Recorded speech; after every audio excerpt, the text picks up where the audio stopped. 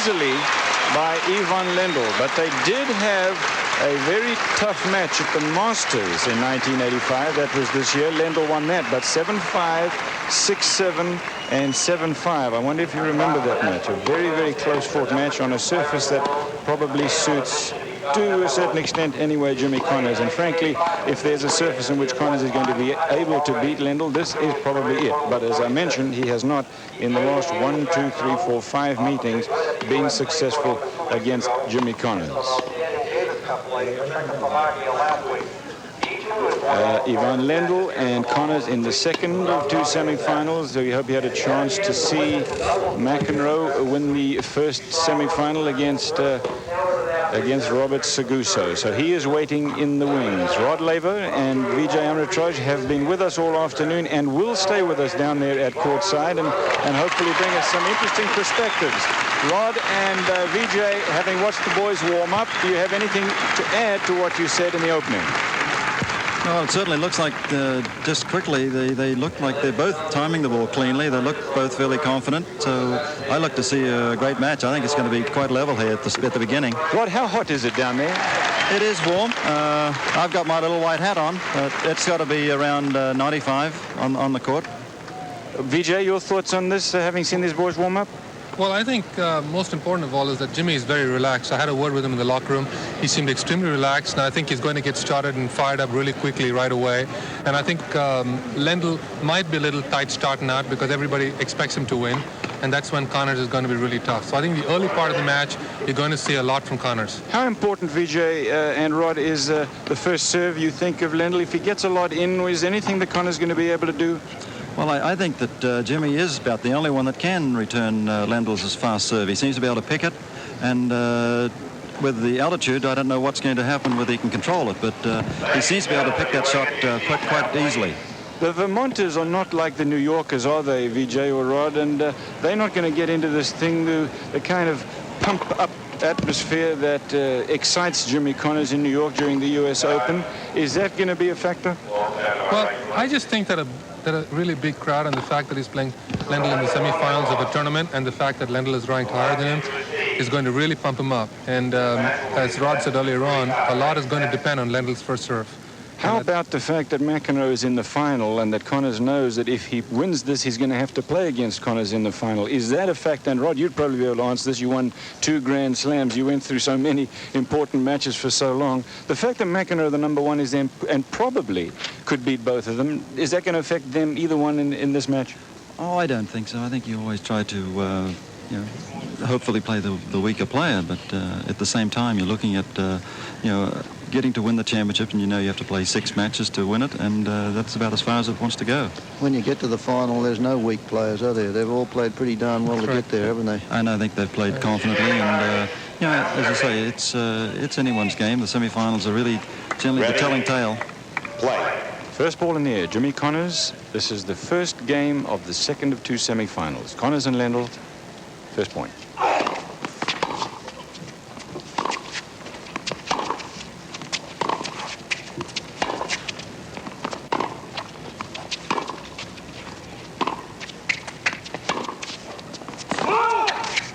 Love.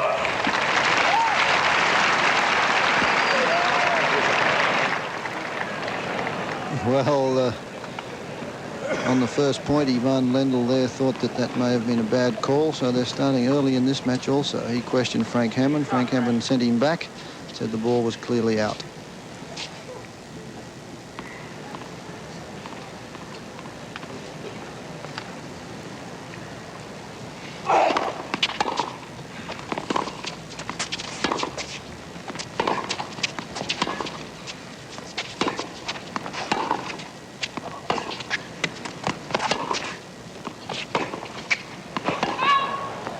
The last event that Jimmy Connors won on the Nabisco Grand Prix Tour was in October '84, which was the Seiko event in Tokyo. He goes down there and plays that event almost every year, but since then he has not won a title on the Grand Prix.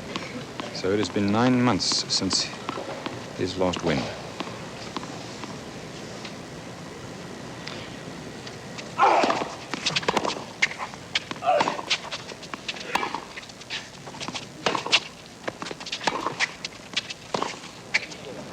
that, by the way, is the longest 15, streak 13. for not winning a tournament in the history And who of did his he career. beat in the final?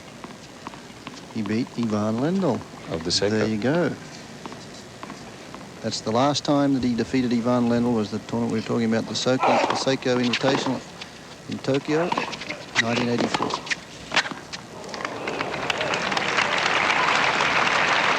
Inside the line. 15-14. 2 breakpoint opportunities for Lendl in the first game.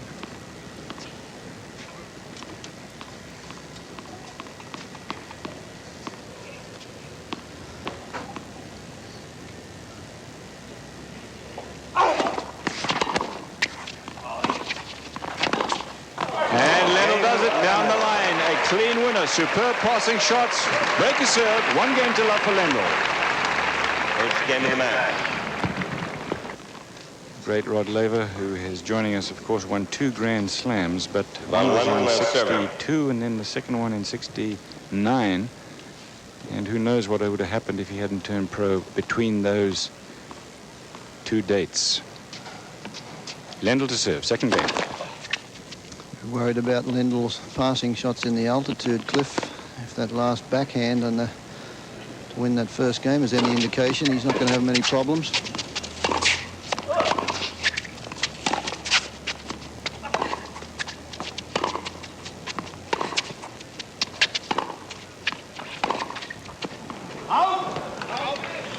Well, that was an opportunity there. Lendl had good depth on the backhand until that last stroke, and Connors didn't elect to come in on the short ball. He tried to come up over the top of it. Lendl just checking position of the sun there so he can get his ball toss in the right position, right spot.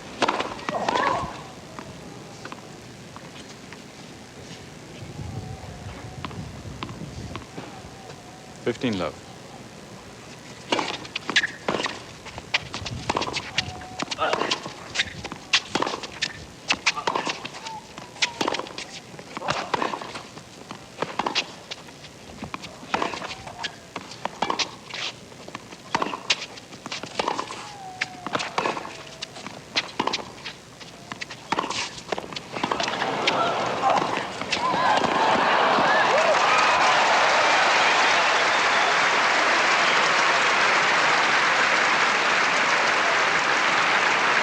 Brilliant rally by both players here, and Connors takes advantage of the short one, and as we say, only likes to make one volley. He gets the high one, gives it some stick, and Lendl's not able to reach it.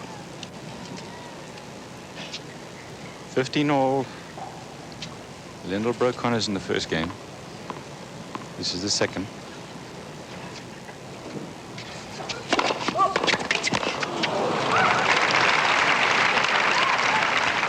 $13-15.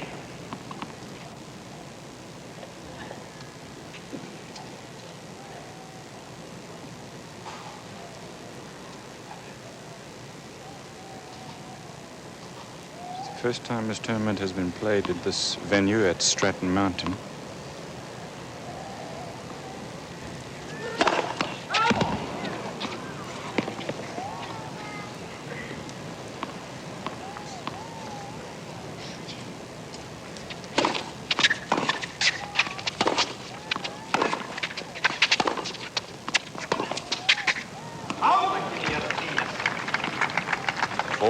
Volvo International made its decision to come to Stratton Mountain to maintain what they called the Wimbledon in the Woods atmosphere.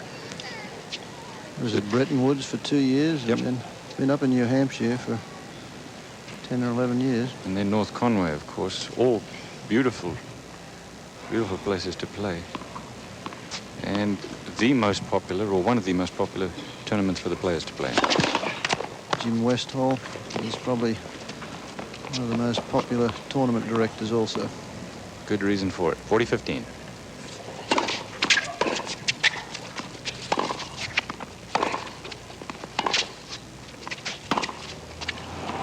Game level.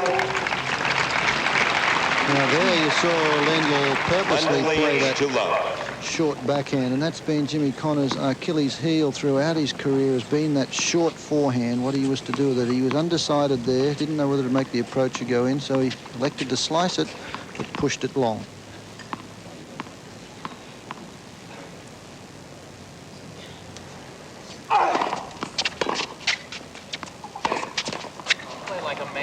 Love 15. You heard that from Jimmy Connors. Love 15, 2 games to love, Lendl. Court side effects, Mike's are doing a great job down there today.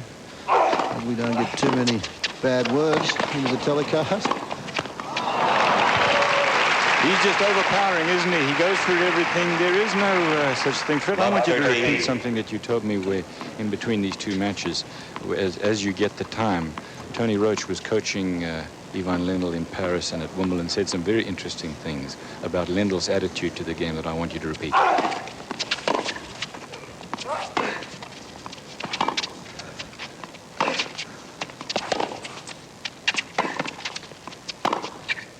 Yes, line ball. Well, again, he's pinpointing those passing shots. That's as good as a passing shot hit with Connors at the baseline. He's not too many people can overpower Jimmy Connors from the baseline, but Ivan Lendl is doing just that at the moment.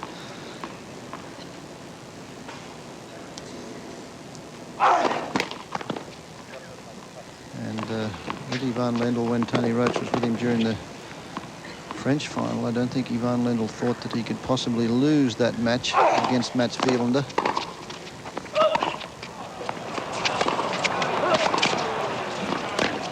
He'll get this. Surprised Fred Stoller that Lendl didn't know that he was going to get it. It was the only way for him to go. Why didn't he close the gap?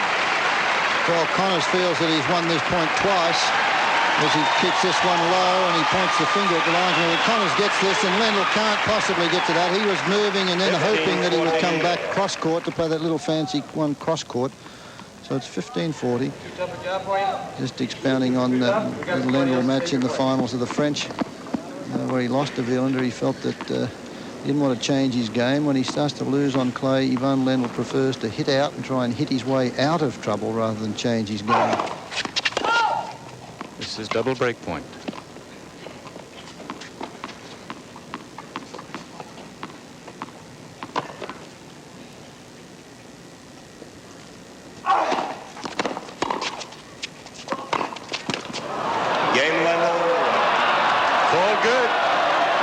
To serve, 3 games to love to Lendl.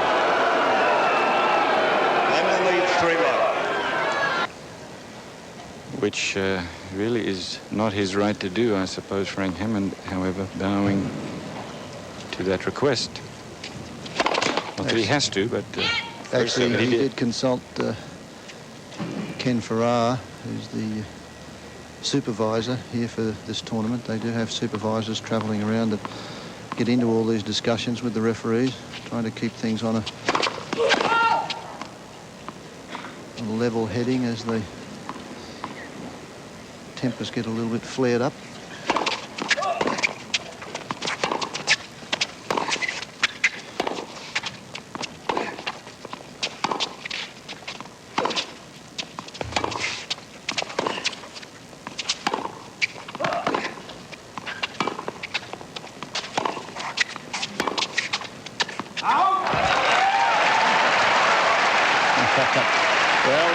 Response from Jimmy Connors, the result of what happened to him when he was on the other side of the court. Of course, it's not the same lines person. He gets the call that he wants. Lendl has 2 breaks of serve, 3 games to love, first set. This is the second semi-final. John McEnroe is in the final.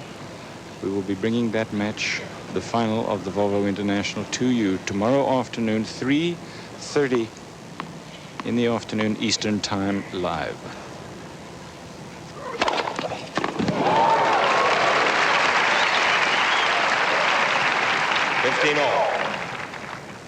Ace number 1 there as Connors took a little bit of a rest there between points, trying to get into this match. He's trying to make Ivan Lendl wait a little bit before he serves. They have 30 seconds between points.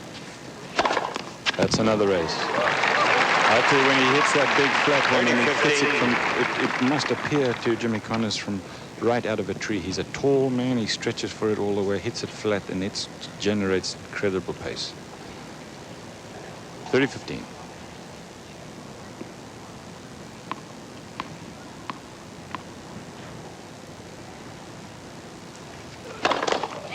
There's service.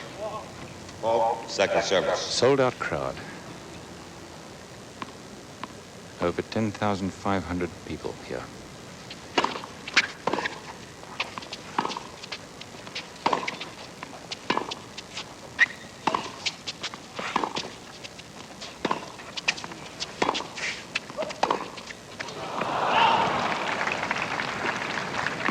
And Fred, you have the feeling that Jimmy Connors 40-15. came into the net early in the match to try it out, and he was passed so easily by Lendl. He's now hanging back, and that's not working either. No, and he's taking a lot of time between points. He's got to try and get himself into this match, but Ivan Lendl is a pretty cool customer under these conditions. So a good front runner. 40-15. Game Lendl. 4 games to love in the first set. 2 serve breaks for Ivan Lendl leads Lendl. 4-love. Well, Jimmy Connors has made, I would say, 8 to 10 unforced errors off the forehand side as we have a view of this magnificent crowd here at Stratton. Quiet, please. Quite incredible what they've done with this court. 11,000 people in these temporary stands. They'll all be gone. It takes them a week to take them down.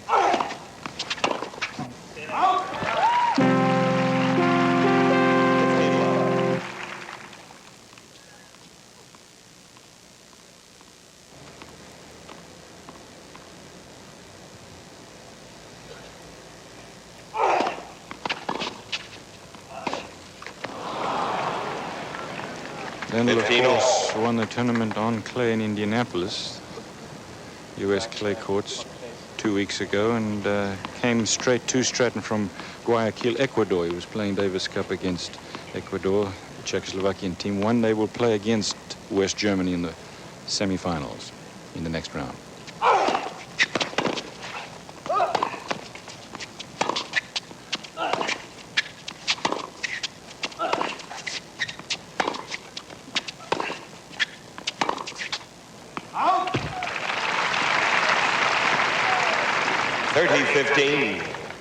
Well, that's the first backcourt rally that Connors has won.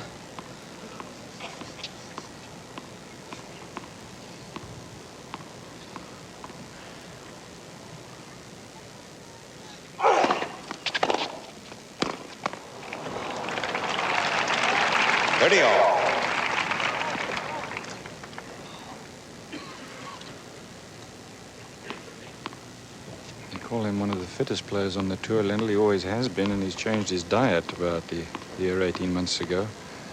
Pasta and fish, no junk foods. That's helped him more, he thinks.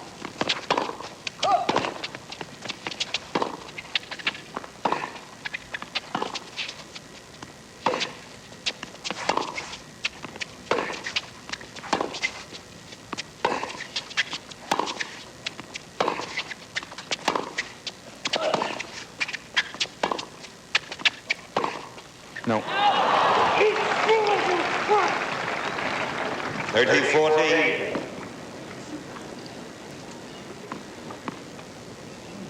Break point against Jimmy Connors for a third break in this first set. If he loses this point, the chances are very good that it will be a love set.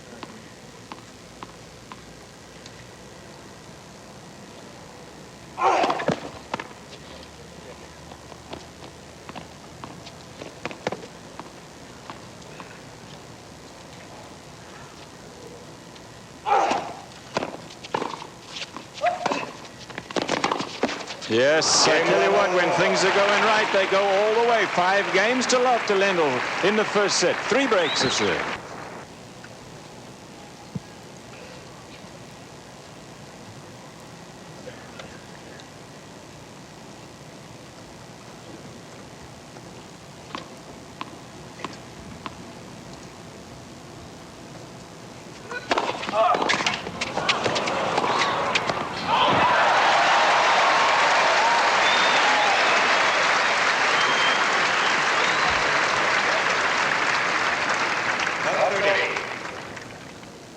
First game, second set, love 30.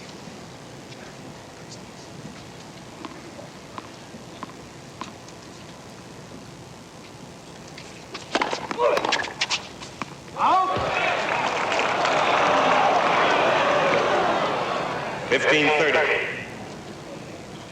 Kitzbühel tournament, part of the Nabisco Grand Prix. Semi-finals today, Slosel over Casal 6-1, 6-2, and Westphal from Germany over Vadia 7-6 and 6-3. Those are the semi-final results from today's Nabisco Grand Prix event.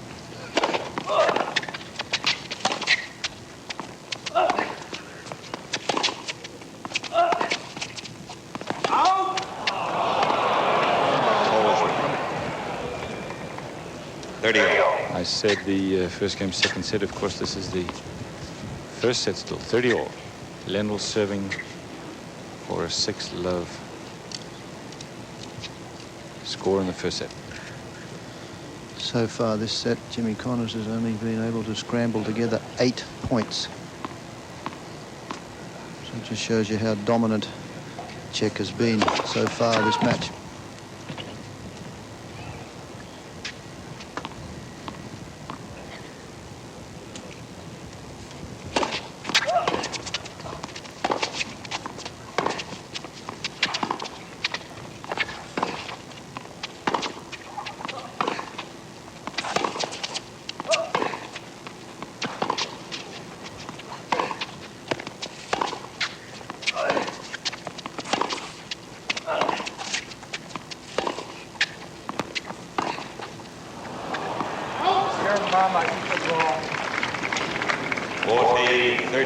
Fred, you made the point when both of them stay back. Lendl is definitely in control. The only problem is that when Connors has come in, he's got past almost every time. As you said, 8 points in the match. That's extraordinary.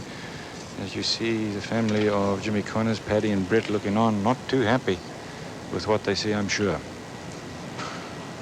This is for the first set.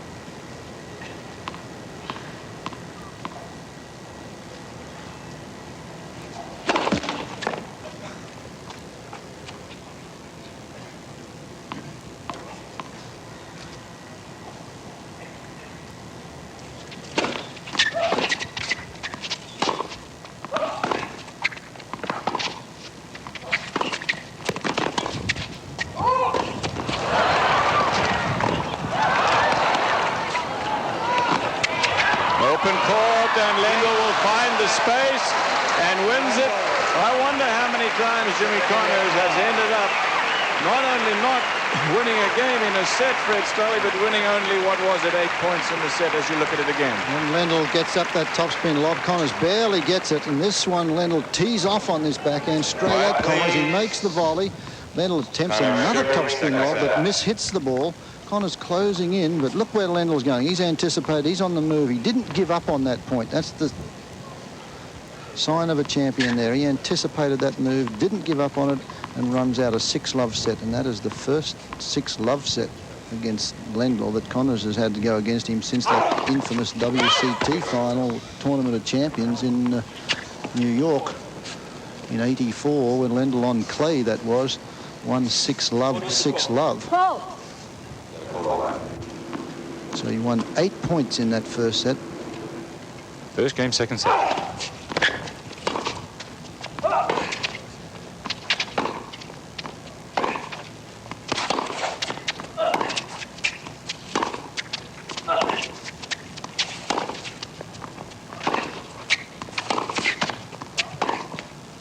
Yes.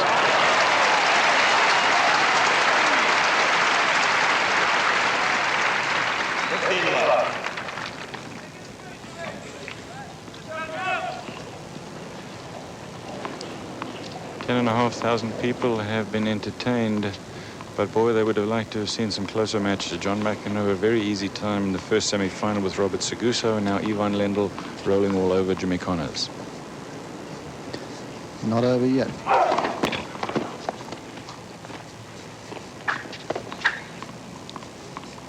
We've seen Connors come back from losing first sets on a number of occasions. Ivan Lendl is at the top of his form today.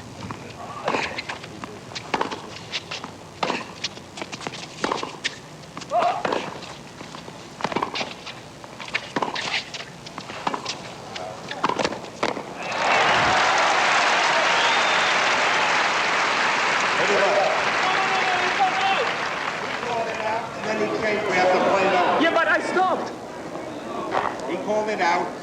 It was good. We have to play it over. Why do you say 30 love then? 15 right.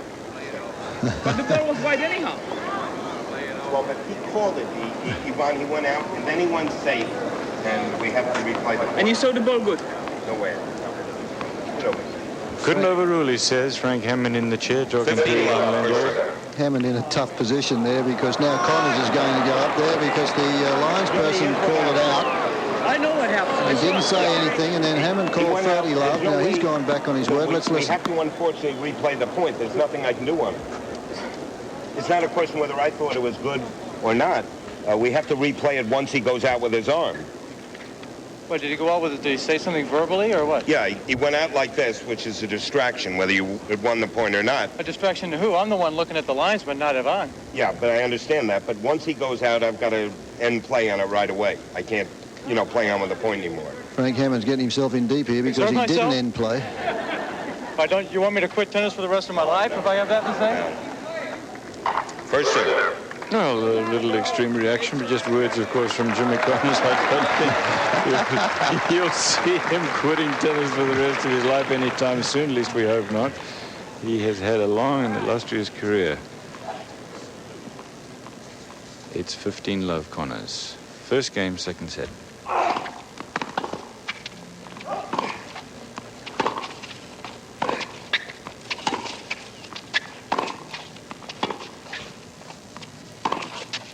Out! 15 all. I would say Lendl's directed about 70% of the traffic to the Connors forehand so far. And this is where the problems are coming from. Which is Lendl's weakest side, in your opinion, Fred? Well, but depending on how you play him, I think if you play him short, the backhand. I think if you play him deep, then the forehand.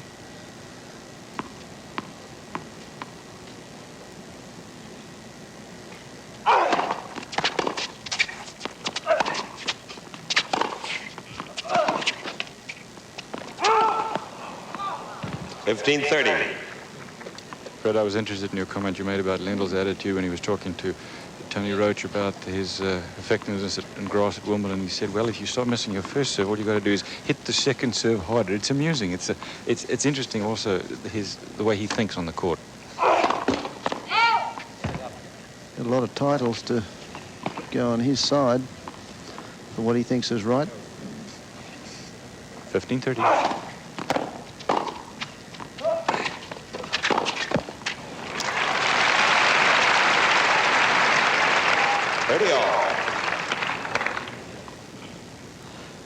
That's what we're talking about, the unforced errors. I'd have thought there'd been much more than that. There's 13 unforced errors with Connors and only 6 to Lendl. Yet the first set was a very convincing one for Lendl, 6 love. Connors winning but 8 points. And he went to the net on that one, forced Ivan Lendl to miss the passing shot. That's what we want to see a little bit more of. Well done. 40-30.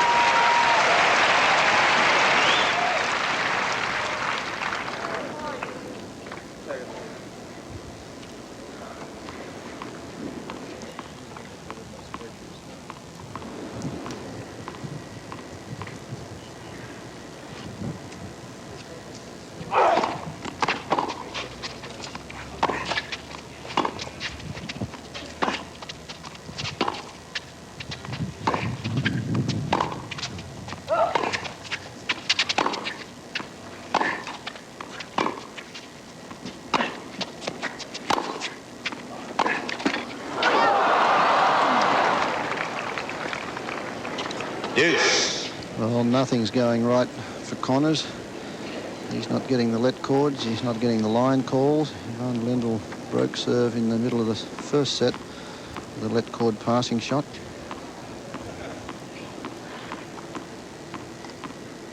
Lendl won the first 6 love. This is the first game of the second set. Second semi-final from the Volvo International. We're at Stratton Mountain, Vermont.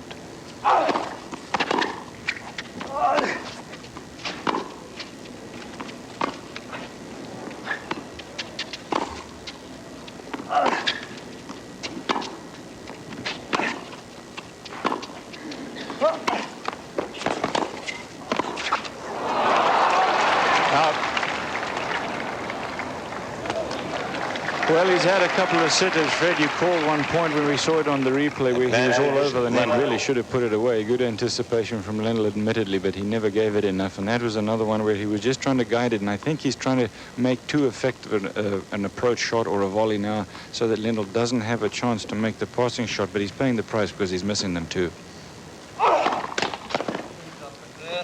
Yeah, so on that last volley, as soon as he hit it, he checked the linesman. He knew he'd pushed it a little bit long. This is break point.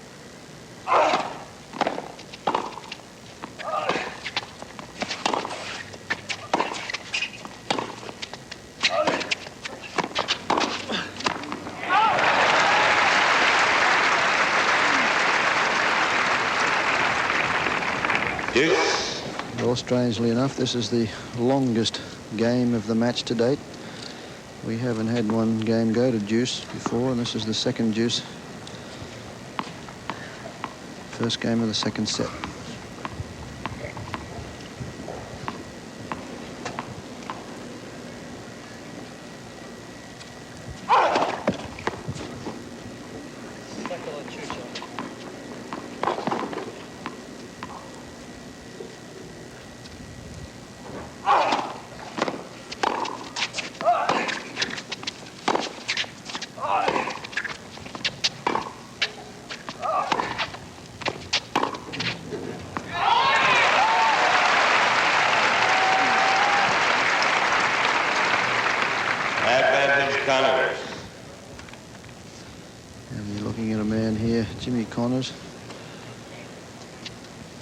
Won the US Open, or the only player to win the US Open on 3 different surfaces.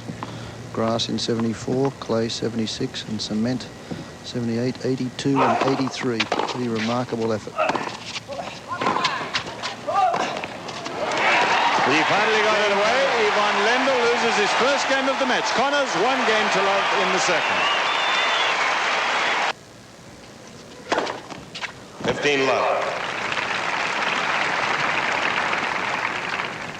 Ace number 3 from the tall Czech.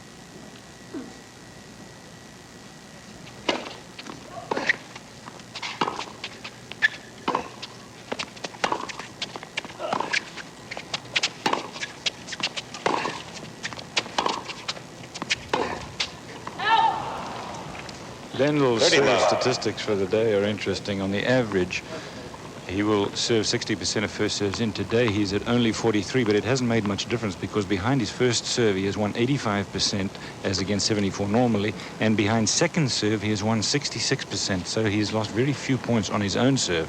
On the average, as you see in 85, he wins 54% of the points when he gets his second serve in.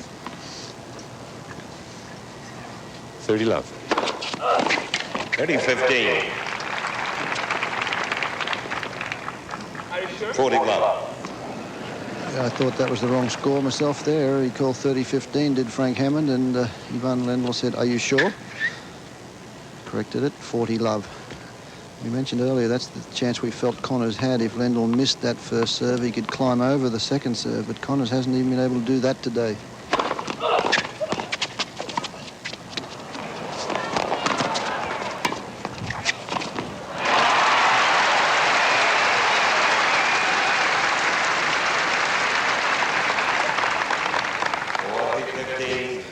Trying to get behind Jimmy Connors, get him involved in this match.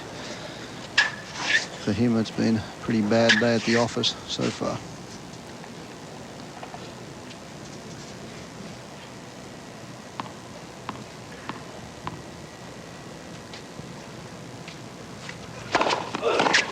Game Lendl. Game to Lendl. 1 game apiece in the second set. An easy first set for Lendl. Volvo International. We're at Stratton, Vermont. Only 2 Australians have won this tournament. I give my good buddy Rod Laver a plug here. Since this started in 1973, Rod Laver won the event in 1974. John Alexander in 1977. 15 love. When you look at the back point stats, Lendl has won 22, lost 12 for 64%. Connors, 7 against 15 for 31%. So that's what's happened to Jimmy when he stayed back. And which says presumably he should be trying to come in more.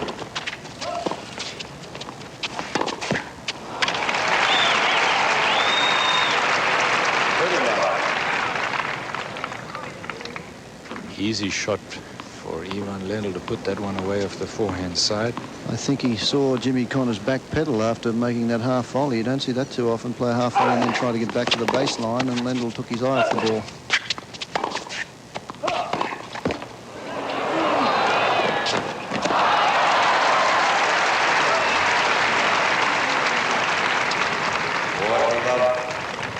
I think he's letting Connors back in this, Cliff. He's tried to play a few cute ones, and Ivan Lendl doesn't have great touch. Not a touch player. He likes to tee off on the ball. His expertise is driving from the back of the court. 40 love.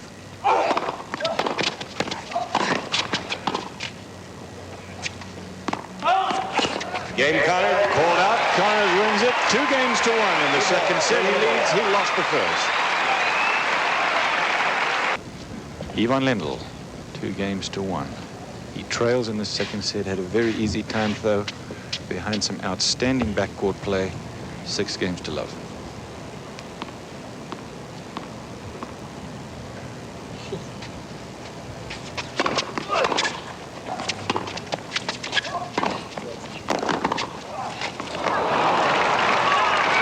Connors wants a call. But he's not going to get one, and Frank Hammond has called the score, meaning that he will definitely not overrule. Connors takes this short ball, makes the approach, comes up over that one for a change, doesn't slice it. Lendl has time to make the backhand passing shot. Connors anticipating it down the line. I think it had enough topspin on it to get right in the corner of that service box. I thought it was good.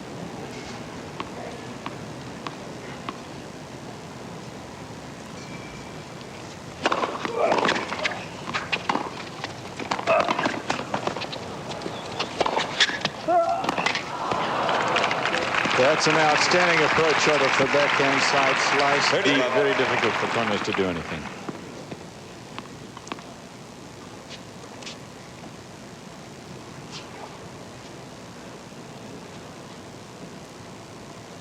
$30 love.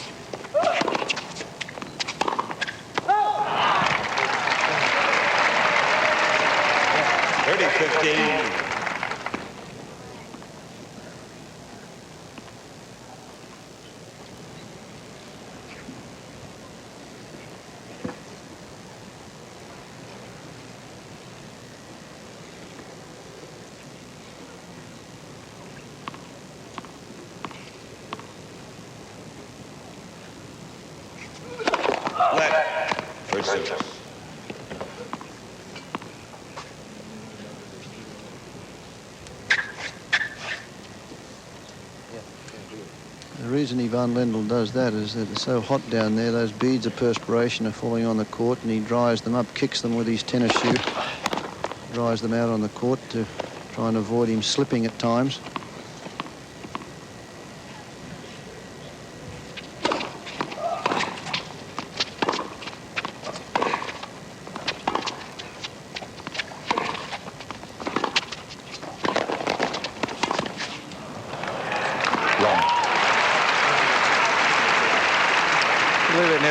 Lendl's only come in twice. Connors has come in 17 times for 32% of the points. Now Rod Laver, Vijay Amatraj, Fred, you and I suppose we all agreed that Connors was going to have to come into the net quite a lot, and he has done so, but it just hasn't worked, has not been enough, because Lendl, particularly in the early stages, was just so powerful on the passing shots. Frank Hammond coming up with a 10-second warning there.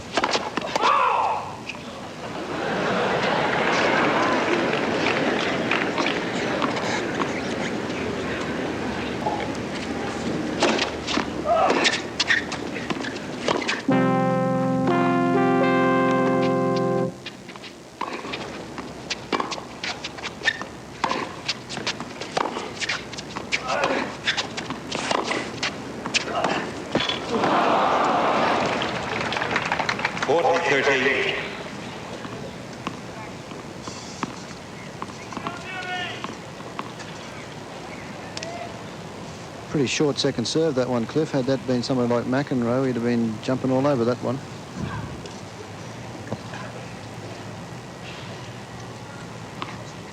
It's game point for 2-all in the second.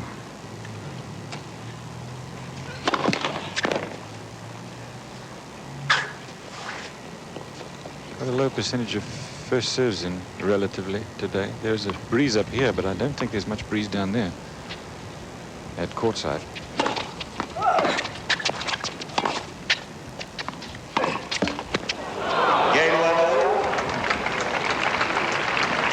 Talked about Jimmy Connors' low percentage play. You saw it there. He hits that forehand solo so close over the net. It works, and it's a great approach shot when it works for him, and that's why he's so aggressive from the baseline.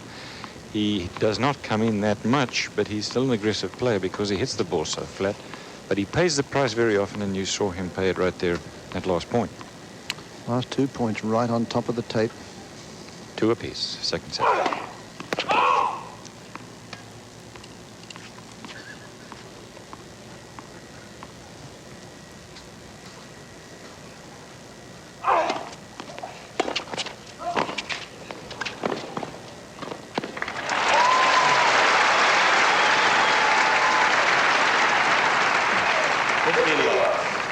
Well, that was more of an afterthought. Second serve, he got the second serve in and then decided that he would go to the net, and it paid dividends. See if he does a little more of that. You don't see Connors come in on the second serve too often, though.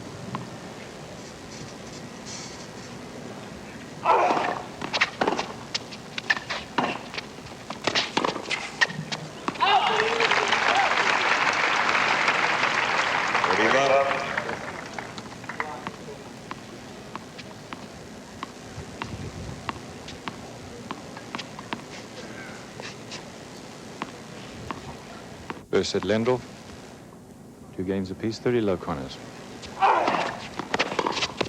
40 low.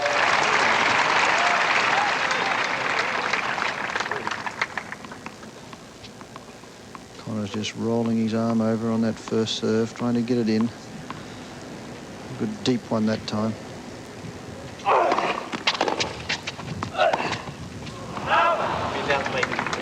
40-15. You heard Connors there. How could you be that late on that shot? Because it wasn't a powerful return from Lendl.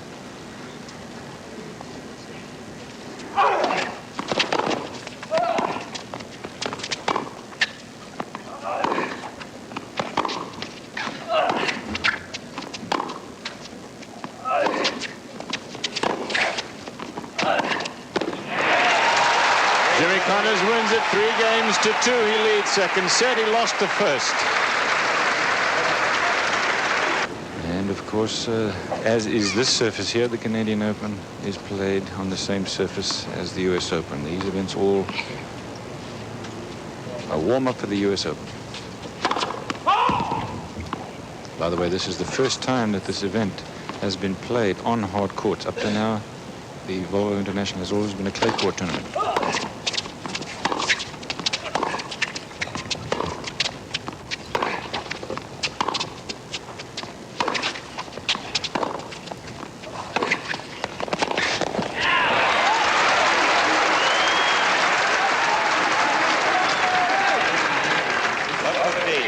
I think Connors is starting to creep back into this match, Cliff. Ivan Lendl Had a couple of games there with a bit of a lapse of concentration. And Connors has the advantage of serving first in this set, so he's the one that has that one-game lead. And if he can crank up a couple of returns here and break serve, he's in business.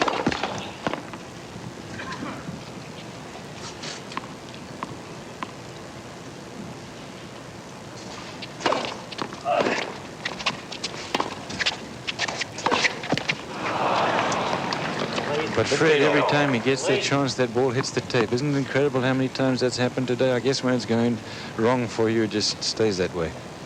Yeah, and we've talked about the altitude. You'd think the altitude would just lift that a little bit more here, but hasn't had much luck in running at all. Ivan Lendl there with his serve. Uses a lot of sawdust. He uses that rather than rosin.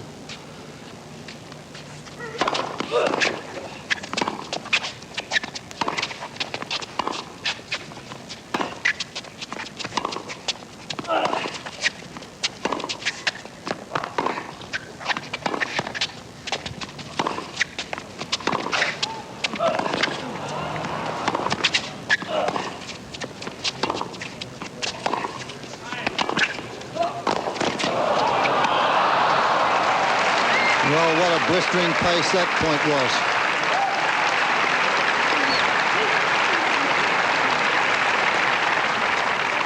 30-15.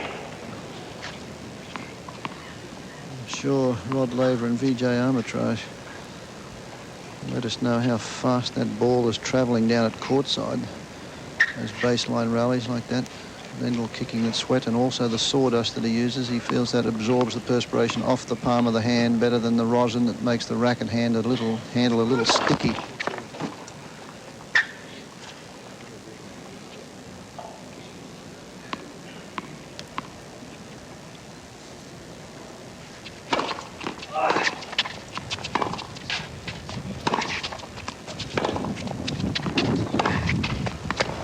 Too much.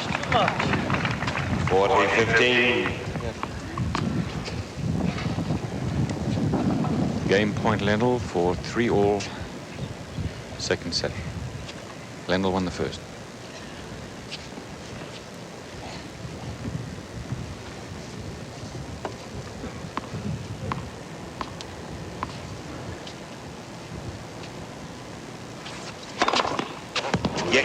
And Ivan Lendl wins it. Rod Laver and Vijay Armitage are there on courtside. Two questions, fellas. How is the wind a factor down there? Is it blowing at all down there? And secondly, tell us about the pace that these balls are generating. Well, at the moment, it seems like it's very still, and of course, there's a lot of speed being generated. Jimmy is starting to really pick up a lot of speed now. He's getting the timing back, and I think with Ivan having just lacked a little bit.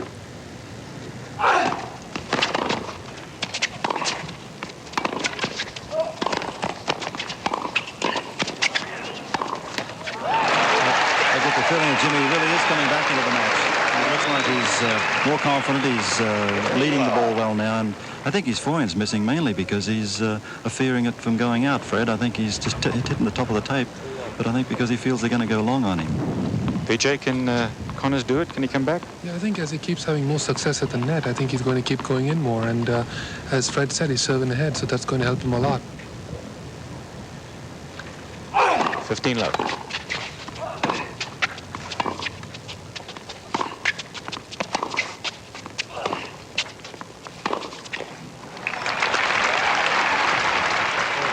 Voice you heard was Vijay Armitage, the first winner of the Volvo International.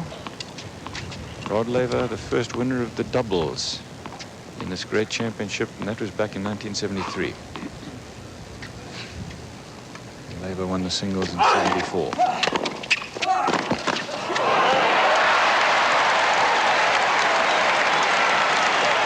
Well, the crowd like that one. They want Connors here. They want a three-set match. And they sense what you sense and what Vijay and Rod are both saying can happen, Fred, and that is that if Connors can keep his nose in front and come through with some exceptional form on just one serve, one of Connors' serve, Lendl's serve rather, then he could come back. Game point for Connors. 4-3. He leads second set.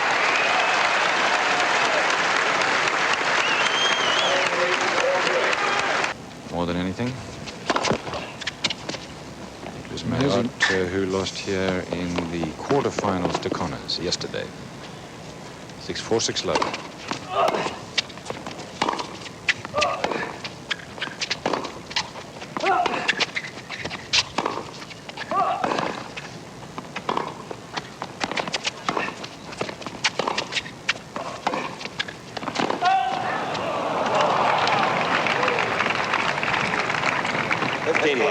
Amazing you win one of these Super Series events and those Nabisco Grand Prix bonus points jump up there in a hurry, as do the prize money. Prize money really escalates pretty quickly.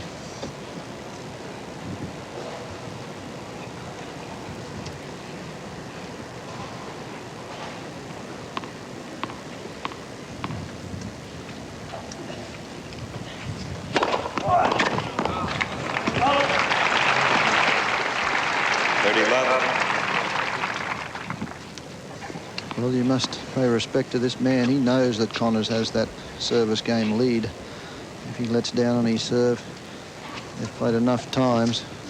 He knows Connors can come back. He's got a couple of pretty good first serves in here this game.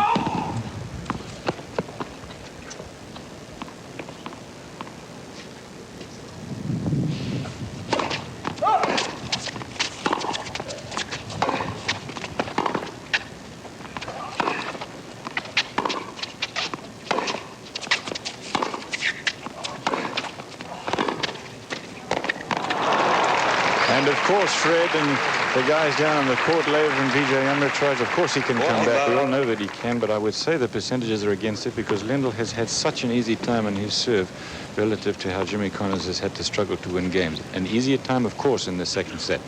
But in the first set, he lost 3 straight serve games. And Lendl won that 6-love. It's 4-3 at this point. Connors leads, and Lendl is serving at 40-love.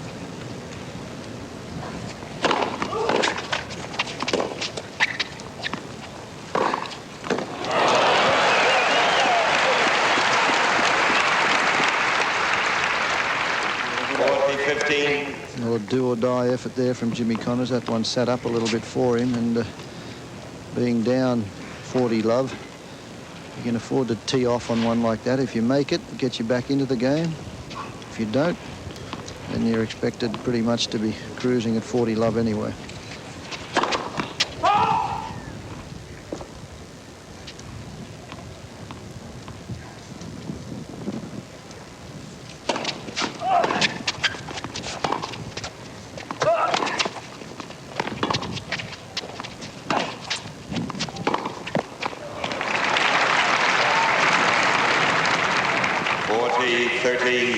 You could see Lendl during that rally try and play that slice backhand short to Connors' forehand, trying to con him into coming into the net.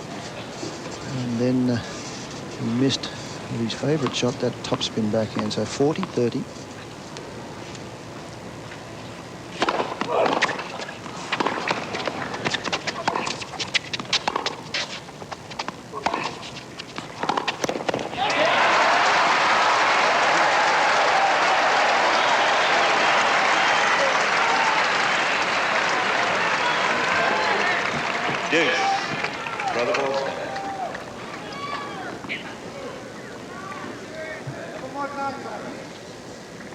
Connors taking his time.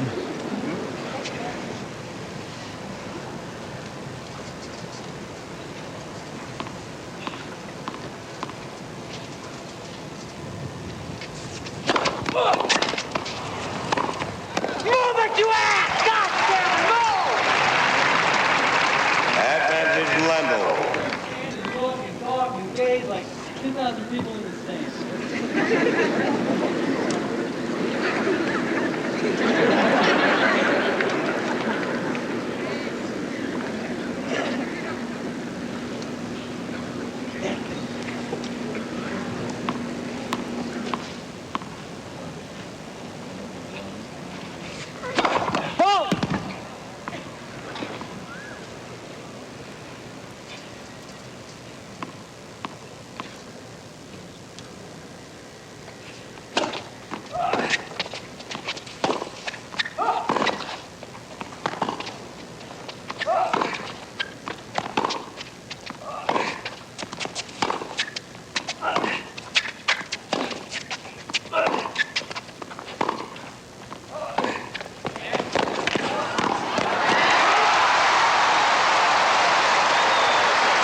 Jimmy Connors, you see his reaction, pumping himself up. And he was talking about the crowd, Fred, and it seems like he's getting excited by this thing. He tees off on this forehand approach. A good one deep in the corner. Lendl goes across court with his favourite shot. Connors anticipating that one, and look at that. There he goes. He orchestrates these crowds better than anybody in the game. 15-7. And having had his chances at putting Connors away in this game, Lendl is now back to deuce. If Connors can break, he will serve for the second set.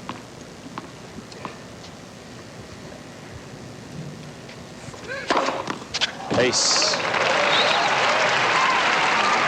Advantage, Lendl. Well, that's ace number 5 for Ivan Lendl, and he served most of them when the chips are down. As I mentioned earlier in this game, that you must give him credit. He knows Connors has that advantage of having that one service game up all the way through this second set. And he's got a whole serve to stay in it. Struggled in this game, but came up with a big ace at the right time.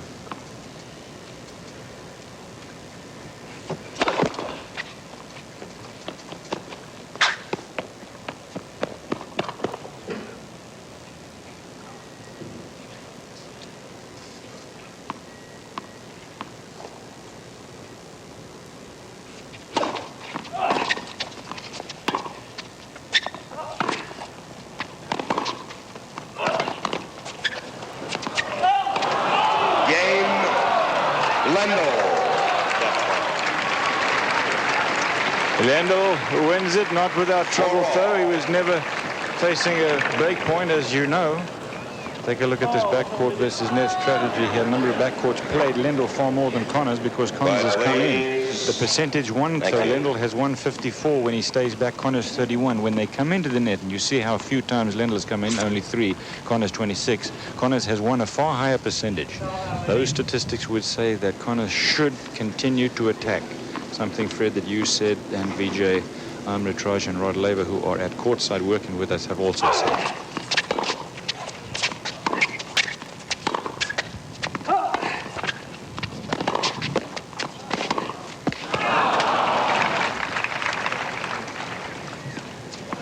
Love 15. Well, this is the big game here, and Ivan Lendl off to a good start. In situations like this, you like to try and win that first point of the game. And it's been Lendl who's done that.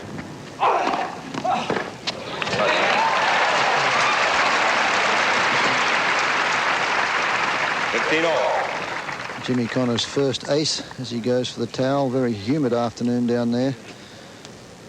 Connors getting a good angle on that serve, way up the sideline. Good 5 or 6 feet along from that service line. Too much angle for Lendl to get out to.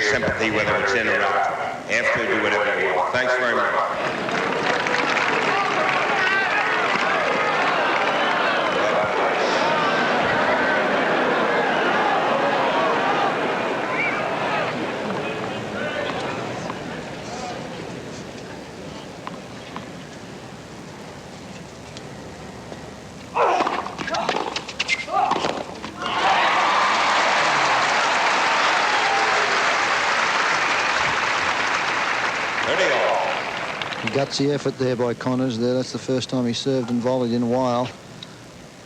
And point prior to that, he rushed the forehand, trying to get into the net. He knows that's where he's had his successes this set.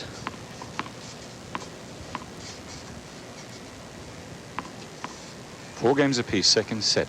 It's 30 all. Second serve, big point. For both of them.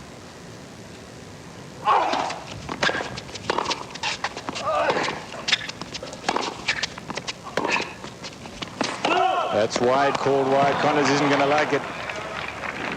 34.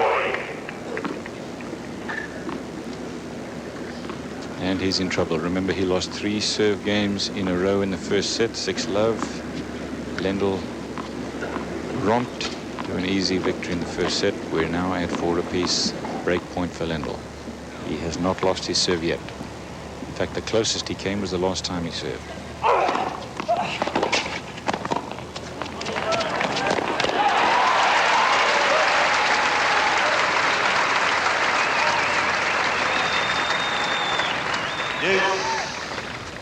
Again, Connors playing that half volley and then retreating to the baseline. And had Ivan Lendl had a little bit more foot speed on that, he'd have caught Connors on the way back. That would have made it an awfully difficult shot for him. However,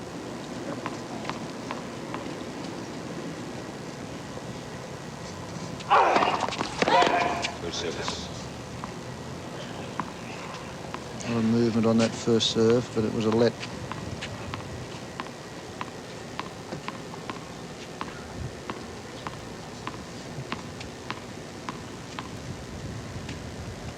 Deuce.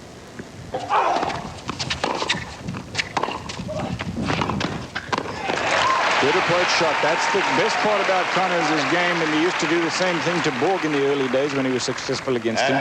Come in behind the flat approach shot off the forehand of the backhand side. The ball stays so low that it makes for a difficult passing shot, and Lendl couldn't accomplish it.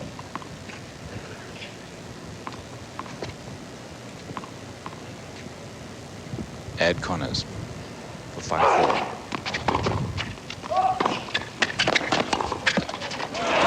And Jimmy Connors has a little bit of luck. He leads 5-4 in the second set. Will also use his shoulder. He will also use his shoulder, but at that point you see how the racket head is completely down. Now he will go through and swing with what ends up being a lot more topspin on the shot.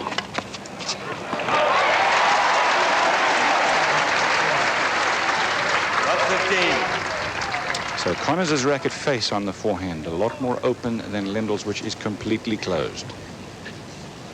All right, now we have a position where Jimmy Connors has won the first point of this game.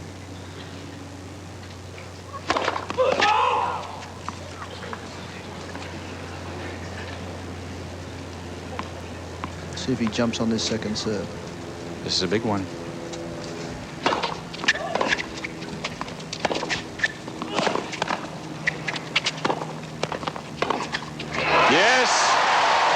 You called it, Fred. You said it could happen. So did Rod Laver and Vijay Amritraj. If he can just keep his nose in front, and it wasn't that easy, but he did, he could get himself in this position. And there he plays the angle. Lucky to get to this one, but he anticipates this forehand down the line.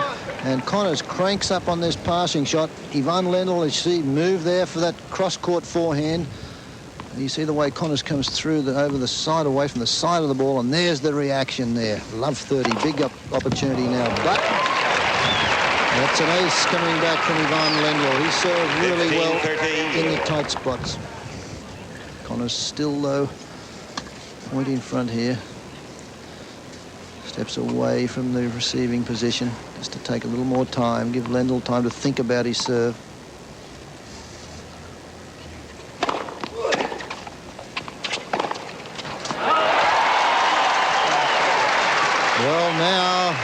Couple of set points, and not only does Ivan Lendl have to deal with Jimmy Connors, just listen to this crowd.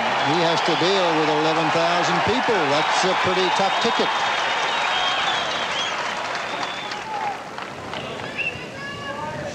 Four games to 5, having won the first 6 games to love. 15-42 set points for Connors. Second set of the second semi-final. John McEnroe is in the final.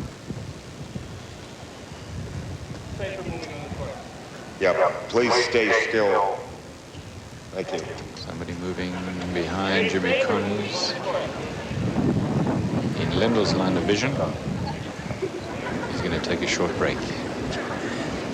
Connors going to take a longer break. He's just walking around there. He knows he just needs one brilliant return of serve here. Nice shot. couple of the people in the crowd are clapping that.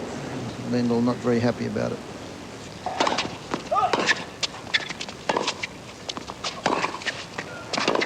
And Jimmy Connors has come back. You can never count that man from Belleville, Illinois out, can you? 32 years of age, but he has the heart of a lion. Connors wins the second set, 6 games to 4. Lendl easily won the first 6 love, and we are into set number 3.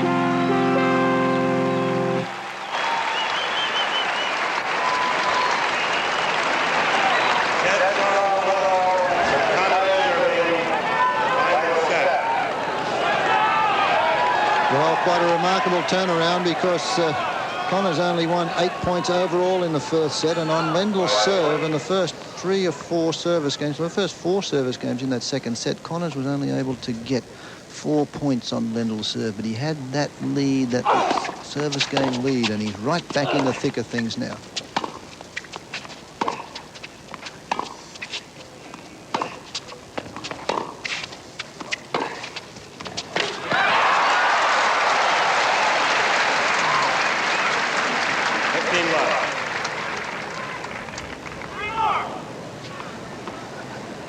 That was the first point, third set.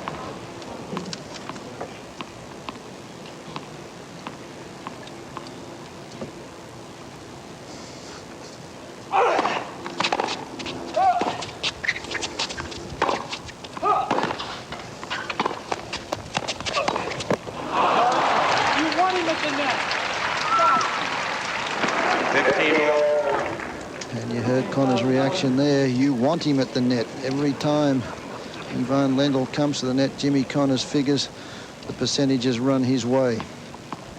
Remind you that Lendl has at the maximum only been to the net 5 times in the match so far. 15 all.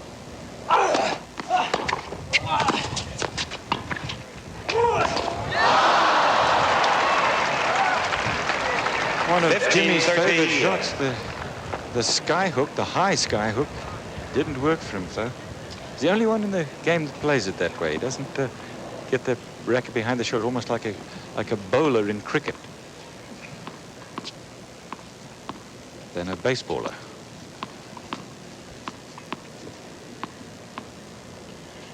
Lendl with his nose just barely in front. First game, third set, 15-30.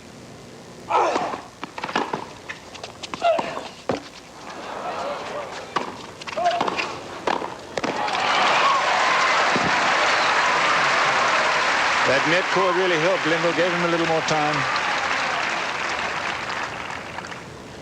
15-40. Gave him time to really attack that approach shot, really tee off, come over the top of the ball, because it did get up high.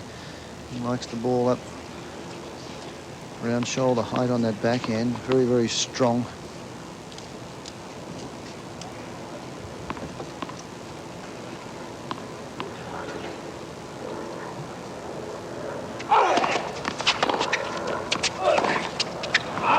It's long, and Ivan Lendl has broken serve in the first game of set number 3. We will cover matches of Nabisco Masters from the quarterfinal.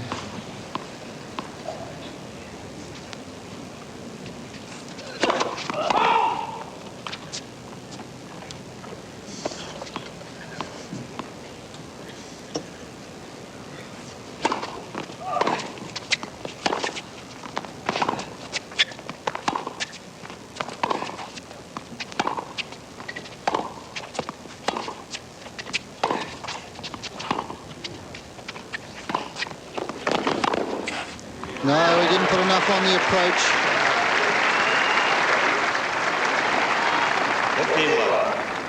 15-11. And you could see Connors just guide that approach on the forehand, frightened to hit it, and just gave Ivan Lendl far too much time to set up for that forehand passing shot. So the crowd got him going in the second set, got him back into it. Let's see if they can get him back from this service breakdown early in the third. Lendl has been serving particularly well throughout this match, though. 39. I mentioned he only lost 4 games on serve up until that vital breakthrough game that Connors exploded to win the second set 6-4.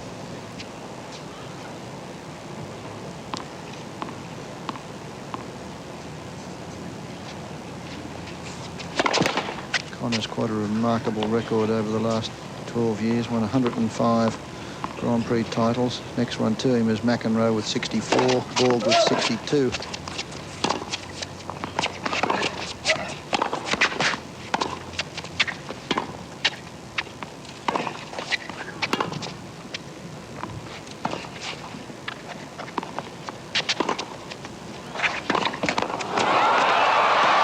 Well, he got away with it. Things are just changing slightly for Connors. He trails by a serve break here in the second set, but the net points are beginning to, in the third set rather, but the net points are beginning to be a little kinder to him.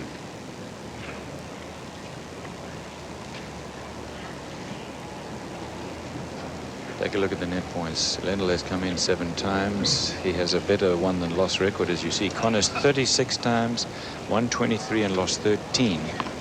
Which again would suggest that he should be coming in a little more often than he has been.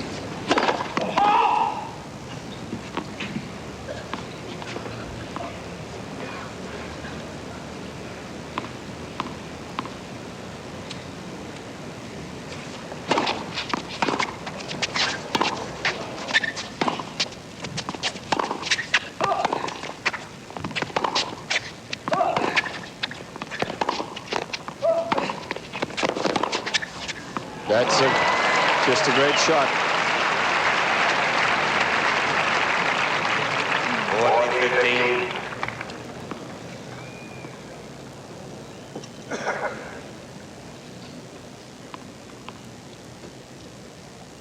Connors knows he's got to get to the net, but got to come in on something a little more forceful than his 2 approaches in this game.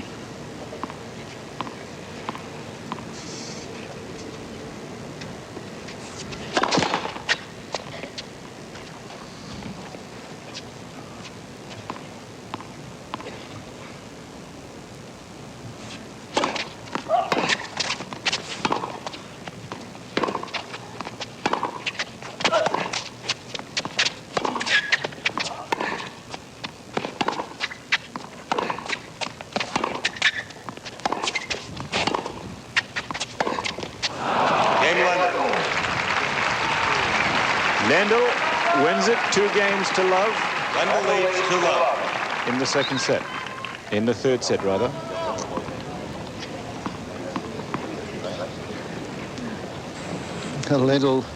Lendl thought it was a changeover game there. Himself, he went up, was halfway around the net, looked back at the scoreboard, thought, oh, I've got a service break, I'm up 2-love, I better go back and receive serve. Of course, he broke serve in the first game of this match. Connors has just held serve, but I guess the game was so long, he thought maybe it'd taken 2 games. 2-love third set, Lendl. Connors got to think the net's high. He's hit so many balls in the tape today. Isn't that amazing? Of course, it happens with him. We've talked about why, because he hits the ball so flat.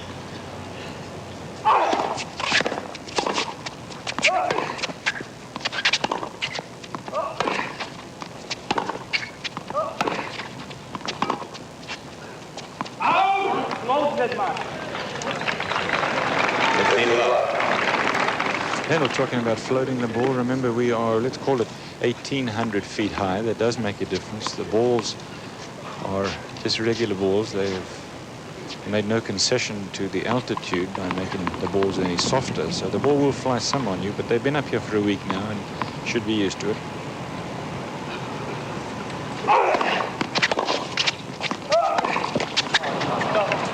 Your legs are apart, your groin is falling out. Anything else you want to do here? Did your organs play or what? Comment from Connors on technique of that last shot. 15 all.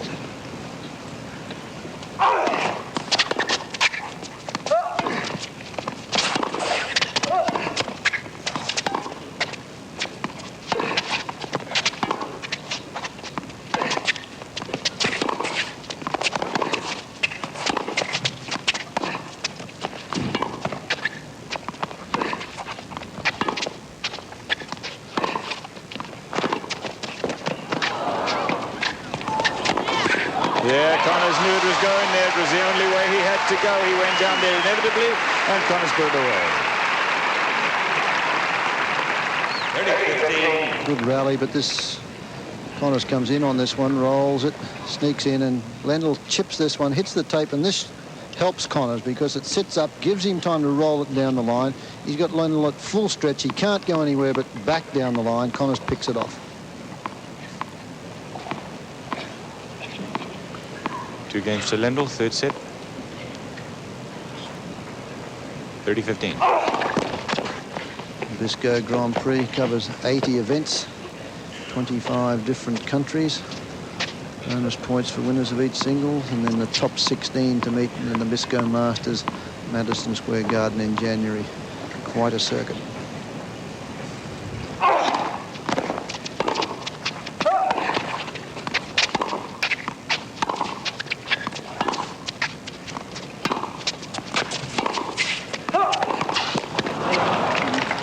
I mentioned before that this is the first, at least the first time that this 12-year-old event has been played at Stratton Mountain. They have changed the court surface here at this beautiful resort from clay courts to the hard courts that the match has been played on. The Legends of Tennis were played at this location for 5 years, and Fred, I don't know whether we call you or I a legend of tennis, but we both participated in those events and enjoyed them. What a place to play. Yes, it was fabulous, along with our friend down there, Rod Laver, Roy Emerson, the legendary Ken Rosewall. Now, here we go. Here's a big argument. The ball was good. Go look at the ball. It was definitely out. Not definitely out. It was out. I'm out here grinding my butt off out here trying to win this match, and you're going to do this to me? I'm trying as hard as you are, Jimmy. The ball was definitely out. Let the guy play. I can't help it. If it goes out, I have to call it. Both sides. Ball's about good. But I must call it if I see it out. If it's How can you obvious, see Jimmy. that? Jimmy, it was out like this. How can you see that? So easy right down this It's not line. so easy. I'm not trying to take points. It's not so easy. I've never taken a point from you. It's not so easy. Ever. 30-40. Well, Frank Hammond gets himself into trouble here with Connors as we try and have a second look at this. He tees off on this one, and you can be your own judge.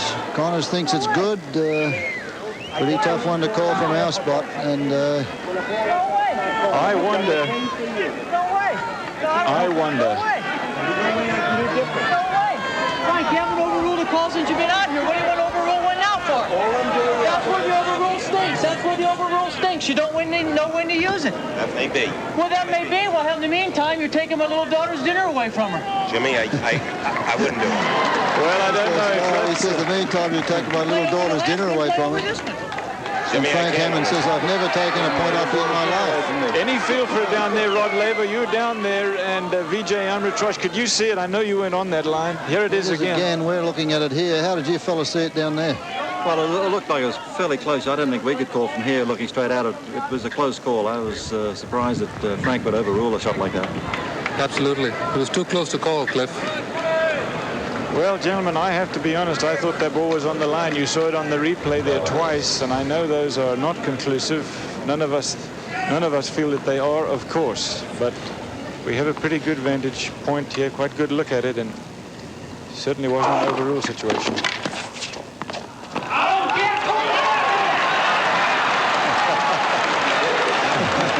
I think if that linesman had called that one good, he might have had a T2000 coming right at him. T2000, of course, is the racket that Jimmy Connors is using. There's some relevance to that remark, Fred, because he changed rackets to a mid-size graphite style for about a 6 to 12 months period, decided to give it up and went back to the old steel T2000. I think he's about the only one in the country left playing with it for the simple reason they don't even make it anymore. Are we live, Jeff?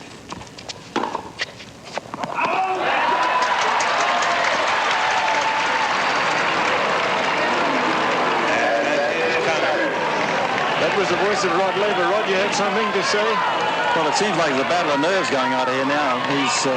Ivan is reacting to what's just been going on, and it seems like he may lose this battle because Jimmy's working pretty hard, and he's not going to give in. Ad Connors, 2 games to love Lendl. Serve break, third set, semi-final.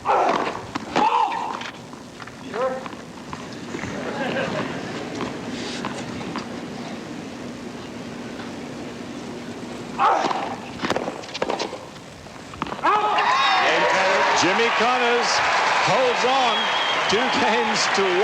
Ivan Lendl, remember, still has a breaker serve. He won the first set by 6 games to love and lost the second 6-4. VJ and Rod, you're a lot closer to the action. There's a lot of tension out there after that confrontation between Connors and Frank Hammond.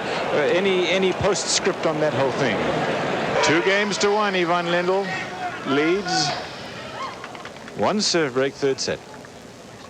John McEnroe is in the final. 3:30 p.m. Eastern Time tomorrow, live on ESPN. We'll bring you that final between the winner of this match and McEnroe.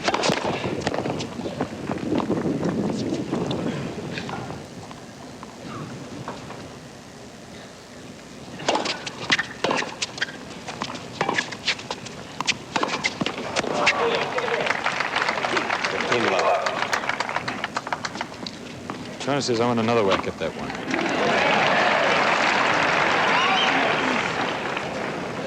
Well, he had his feet in the right position for the second one. He didn't have for the first one.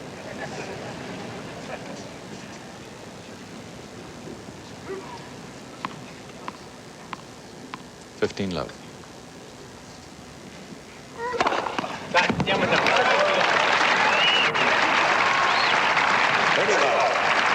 Ace number 7. What are you rushing for? This asshole takes all the time in the world.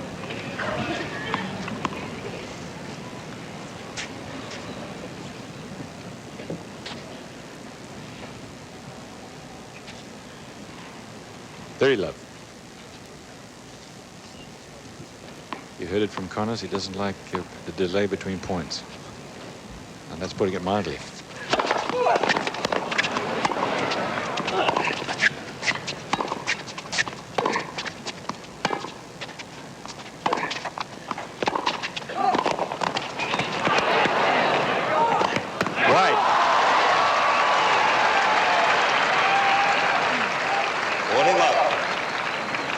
Well, I don't think I've seen Connors miss as many bolo overheads. That's pretty much his favourite shot. We've talked about Connors' return to serve. There's a rifle-like first serve. The outstretched arm gets it back. All the oohs and ahs of the crowd on that one. But misses the easy overhead. 40 love. Connors goes for another walk. Scoreboard said 30-15. Maybe that's why there was some confusion. Frank Hammond was right. It's 40 love. McEnroe, I should say, Lendl serving. 2-1 he leads. Ace. Van Lendl going to the side of the court. Fred, you were saying something interesting about, as he goes to the side to pick up another racket, about how many rackets he uses, for example, at a tournament like Wimbledon. It's incredible. Ivan Lendl has those rackets. They send them to him in plastic bags, and he's taking one out of the bag now. And he has that habit that on a ball change, if he feels that the strings have lost some tension on a ball change, he then just goes over and gets the racket. They're all strung exactly the same tension. And during the French Championships, he went through 5 rackets in one match. He just goes over, takes them out of the plastic bags, and back out on the court. 3-1 Lendl, 3rd set.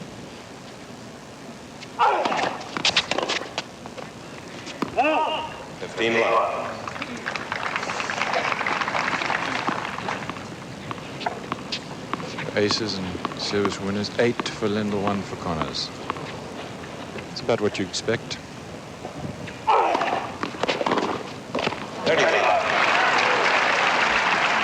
Good lesson for viewers here. When Connors serves to Lendl on the backhand side, Lendl plays a slice return. Always. I think he's probably tried to come over 2 whole afternoon. He plays the slice return to get the ball back into play to start the point off. Doesn't try to do too much when Connors gets that first serve in.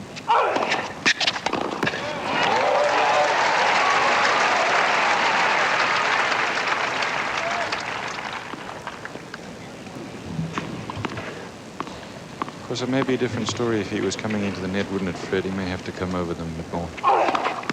Ace for Jimmy Connors, so make that 2 in the ace column. And Connors wins it.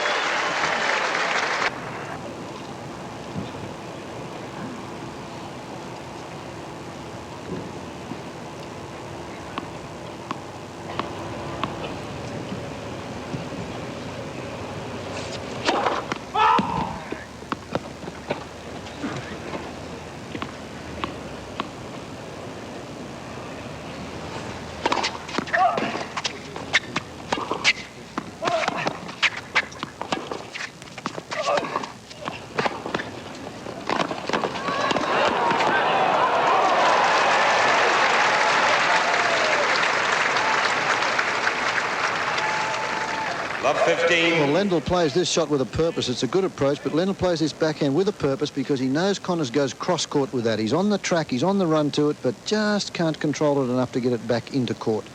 Played the slice down there with the purpose of Connors making that volley, trying to open up the court, but he just wasn't quite quick enough to get there. We've mentioned that Connors only likes, when he gets in there, to hit one volley. That was it.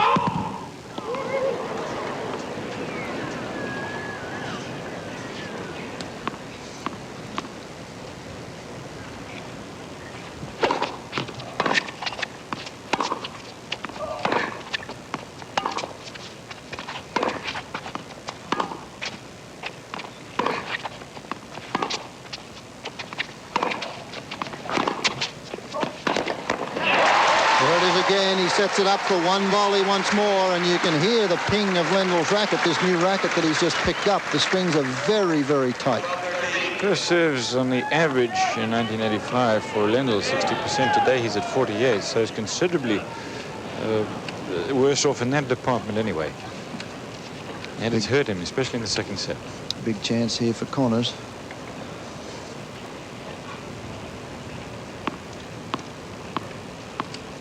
First serve becomes more and more important.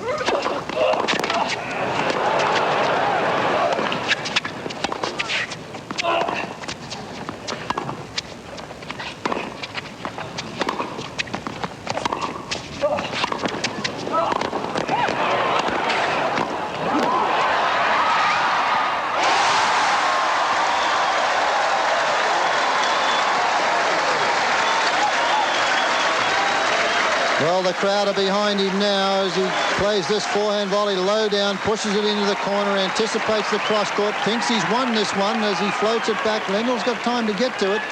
Struggles, off balance, can't get set for the shot, and the crowd went berserk. Here we see Connors stretching for that low one. Gets it over the net. Code conduct, ball abuse. Ball abuse warning to Ivan Lendl, code of conduct, because he whacked the ball against the back stadium and it bounced right out up into the crowd. Business to be there. So Lendl now trying to combat the crowd, plus a very tenacious Jimmy Connors. Lendl's had his warning. Remember, if he gets another one, or if there's any other code of conduct violation, he'll lose a point in the game. So then it's to the showers. There you go. He's right on top of it. 3 break points for Connors.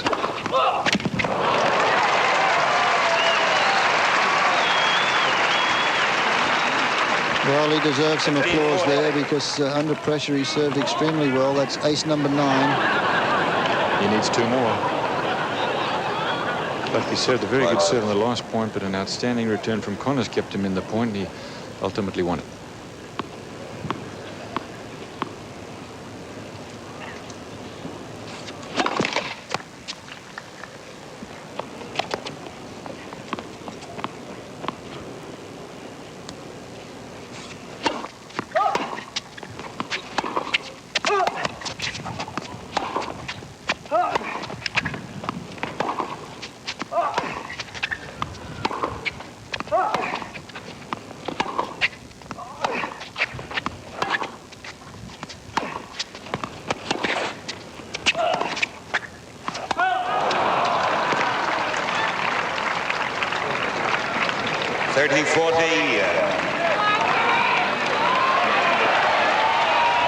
Well, the crowd are behind Jimmy Connors and rooting him on. He stayed back there, Fred. I don't know whether you saw any point there that he could have made a move to the net, because goodness knows he's been more successful when he has come into the net. The percentages have been on his side. He stayed back that time and paid a heavy price. It's still, though, break point for Connors, 30-40. 3-2, third set, second of 2 semifinals. McEnroe's in the final. You can watch that final tomorrow on ESPN at 3:30 p.m. Eastern Time.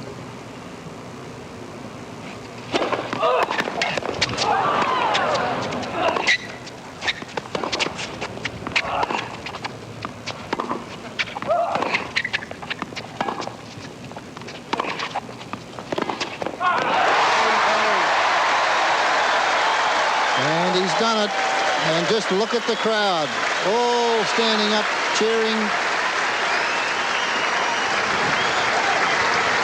What looked like was going to be a rout, and I mean a serious rout, of Jimmy Connors by Ivan Lendl after 6 games in this match. Lendl did not lose one of those games for a 6-love first set score. Has turned into a very close thing, 3 games apiece. In the second set, I should say in the third set, 6-4 second set to Connors. 1 serve break of Ivan Lendl in the 10th game.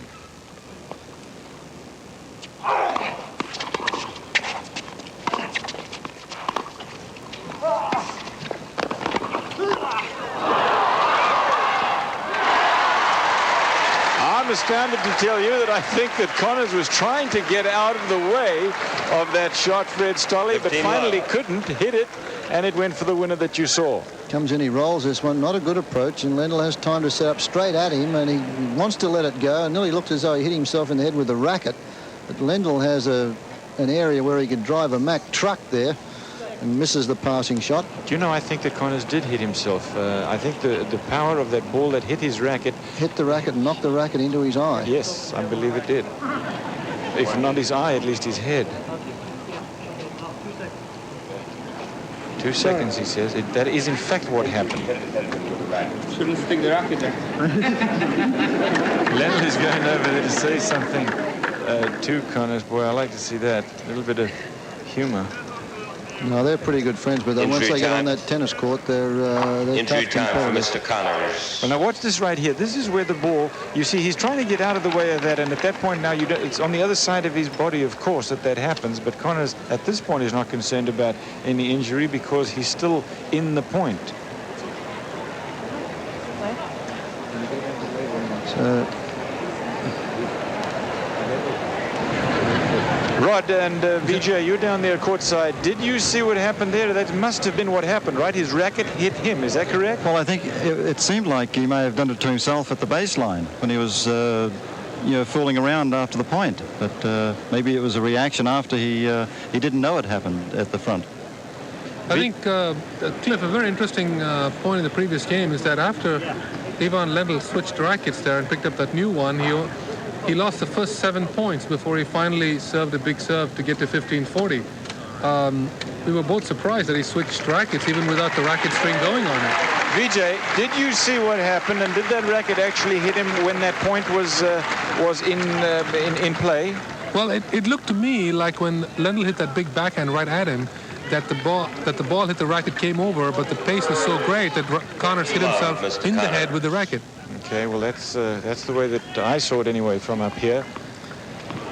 Whatever, the score is 3 games all, and Connors won the first point of game number 7 in the third set. 1 set apiece. and we talk about game number 7 being the all-important game. It certainly is here for both men.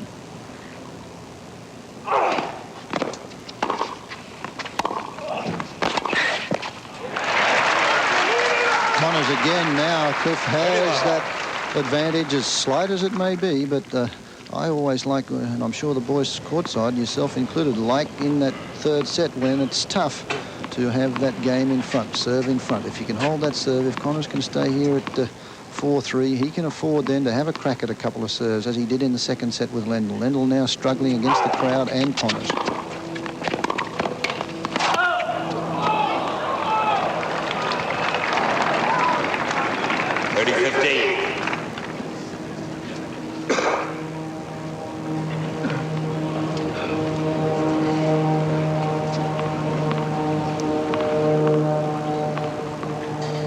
Complaining earlier about Lendl taking his time. He's not exactly hurrying either. This is, every point's a big one.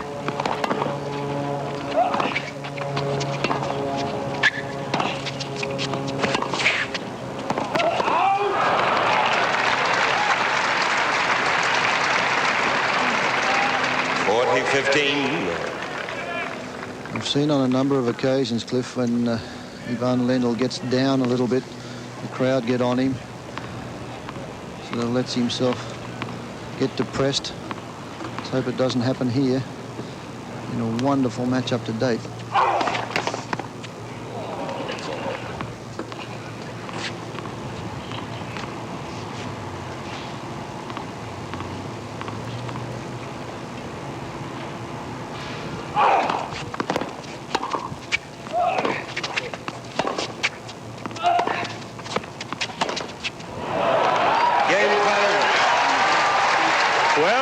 Jimmy Connors, I tell you what, you can never count him out. You know, I remember all those years, Fred, when he was #1 in the world. Stratton, Mount Vermont.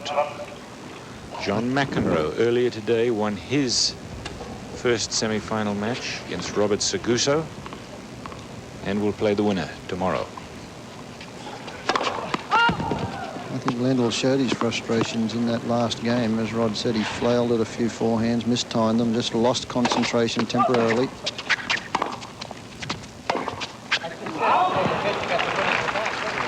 But we said very early in the second set, Cliff, even though Connors only won 8 points in that first set, he's out there, he gives 110% every time he's on the court.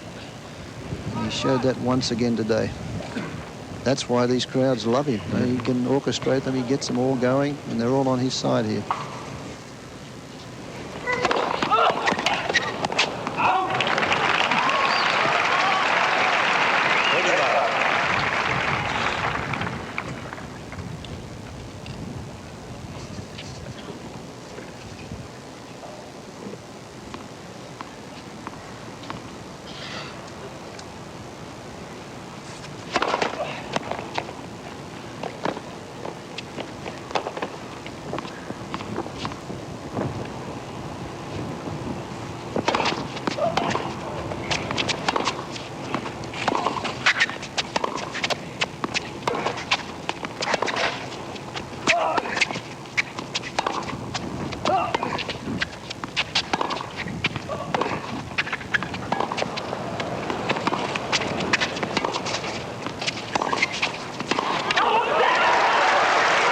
Lendl wants a call on the baseline.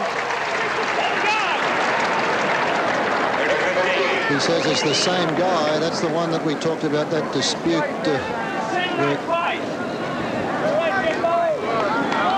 where in that one that Connors questioned Frank Hammond a couple of games ago. And, You've done it for him, you do it for me. Well, now you hear it from Ivan Lendl. Correctly, I told him to sit down on the chair during changeovers. But I don't want to get rid of someone who's good. That's what I'm afraid of. He's not good. First of all, second, you have done it for him, do it for me. Because the other one were two balls in a row, this one here. This was a correct call here, Ivan. You didn't overrule the other one and you took him out, so take this one out too. But this one was a good call. Ivan Lendl. Let's listen to I'm it. telling you, you done it for him, you do it for me. That is because the other one missed you. Why didn't you overrule if he missed them then? Very close. I didn't want to do it. Just get him out. I can't do that when he's Call doing the correctly. supervisor. We can't have him replaced. You have replaced for him, you replaced for me. That's all I'm asking. Ivan, Be fair to the both players. Ivan, I can't do it when I think he's doing a correct job. I'm asking you be fair to the both players. I don't have confidence in him. I want him out. He asked you to get one out. You got him out. So do it the same. That's all. Yeah. We gotta play. I can't do it. I can't do it. Why did you do it for him? Because the other one... Because you treat him differently than me? You know better than that. Don't even start. How can you do that? Absolutely not. Let's go. I must remind you that Jimmy Connors earlier today asked for a lines person to be removed, replaced. That request was granted, and Frank Hammond asked the young lady to get out of the chair, which she did. In fact, she's still sitting on the side of the court watching all of this. Lendl is now claiming that he wants the same consideration, and Frank Hammond has turned him down. That was in the first set. We're now in the third set. Lendl trailing 3-4. 30-15.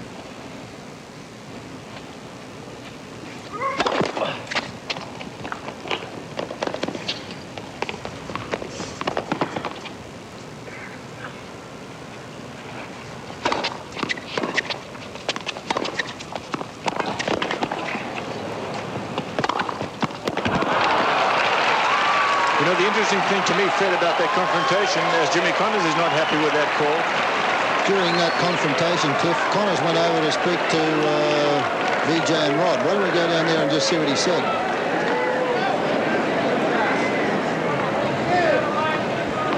Rod, VJ, during that little altercation there, Jimmy came over there. Did he have a few words with you guys? Yeah, he said that. He says, I'm in it there somewhere. He says he feels quite confident that there's a chance for him out here to win this match.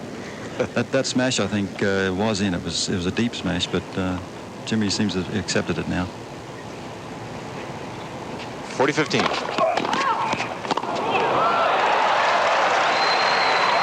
Crowd are clapping. They didn't hear the call. First serve fault.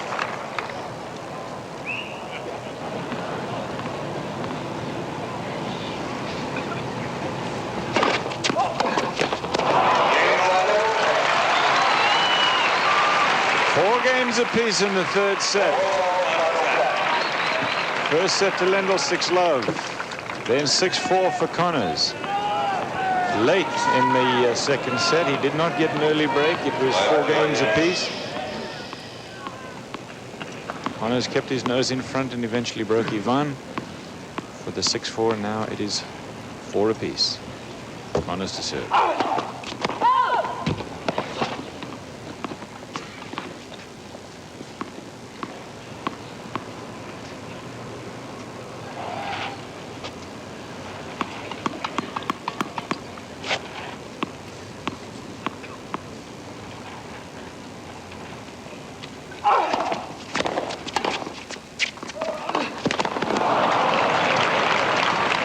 Took a funny hop there for Connors. He wasn't able to control that forehand, bounced in towards the body. That's because Ivan Lendl mishit the forehand, wrapped it around the frame of the racket. So the spin made it react a little differently off the court, caused Connors to miss it. Surprising That's thing a is big point, that first point again, Cliff. Love 15. I say it's surprising that he knew that it was a mishit. I thought he would give him a little more time, Fred. Love 15.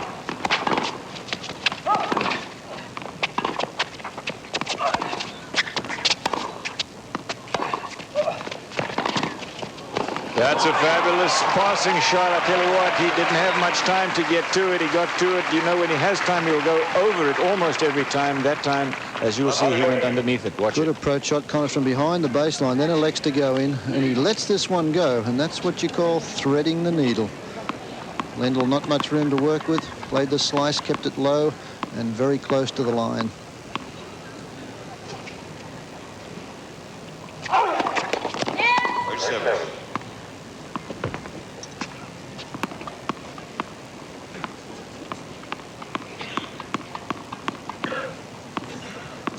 Big point for Jimmy Connors. It's love 30. It reeks of dirty smell in the skin.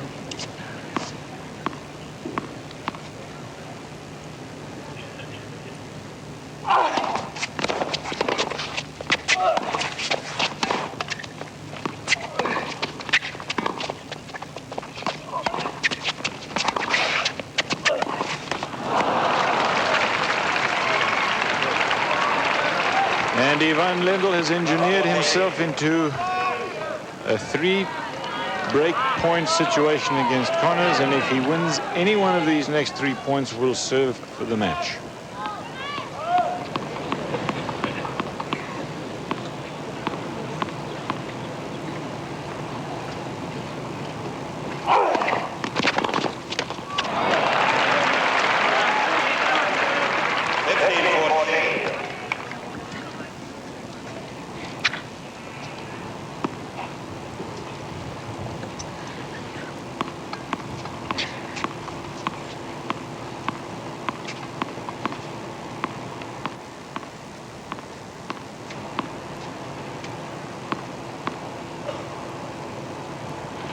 Second break point. Wide.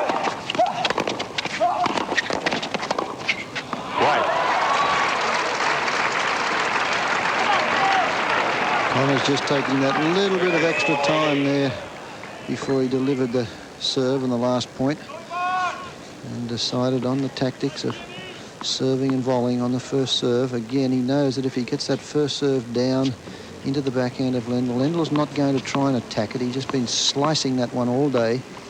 So this allowed Connors to make that volley. Third break point, 30-40. Reeking stink odor to it.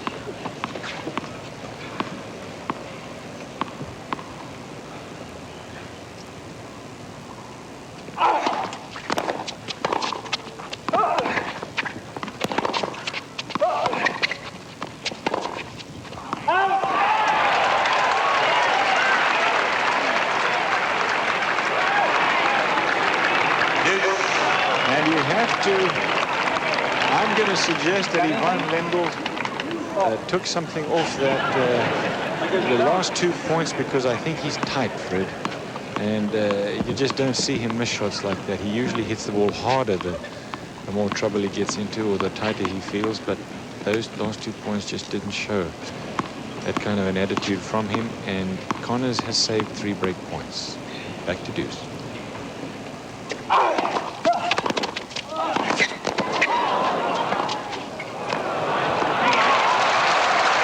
Well, Connors again played the serve, got the reply that he wanted, hit a good volley, but it hit the tape, worked against him this time. There's that slice backhand we're talking about. He doesn't try and tee off, but this one hits the tape. Now, this gives Lendl, Connors got to move forward on that one. He played the right shot, but Lendl has the ability to hit that topspin backhand lob, and as soon as it went up and over Connors' head, he knew that it was a winner. If we get to 6-all, of course, we will play the 12-point tiebreaker for the match. This is Ad Lendl, so break point.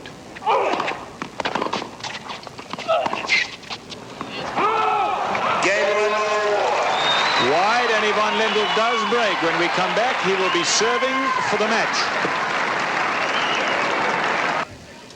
Earlier today, beat Robert Seguso. The winner here will play McEnroe in the final tomorrow, 3:30 Eastern time in the afternoon. Join us for that. Lendl is serving for the match. 6-love, he won the first, 4-6 the second set. He leads 5-4 in serving.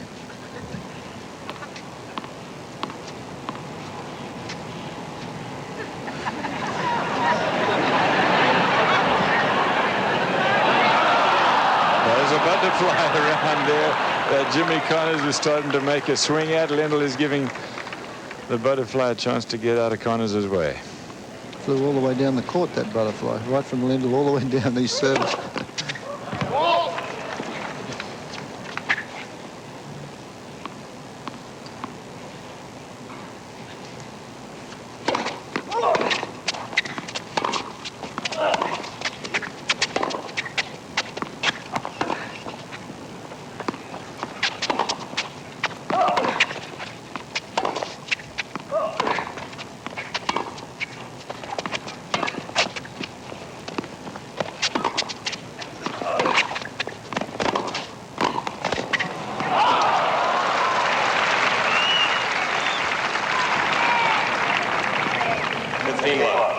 You can hear the skidding of the sneakers on this surface here, and both Connors and Lendl go through their tennis shoes pretty quickly. Connors, with all the footwork and hustling around that he does, a pair of tennis shoes lasts him just 1 day in a match like this. So their history after this match today. 15-love.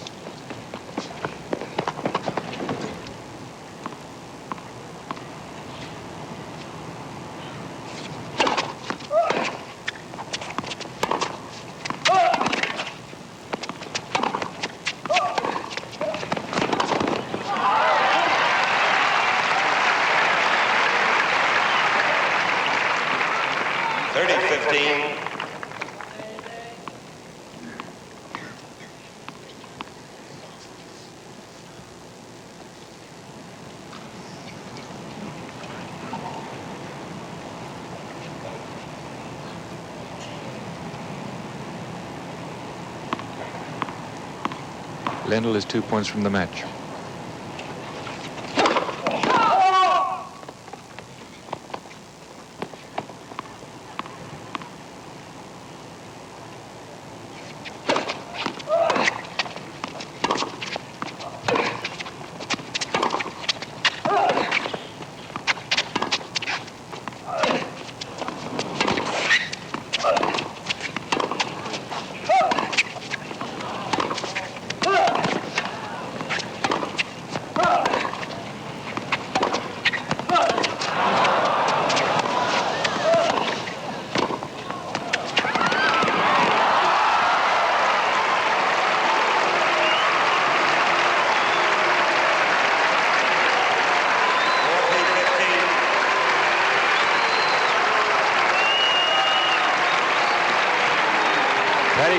and her and Jimmy's son Brett. I'm out here sweating my balls off and I'm getting reamed like that. Right, please.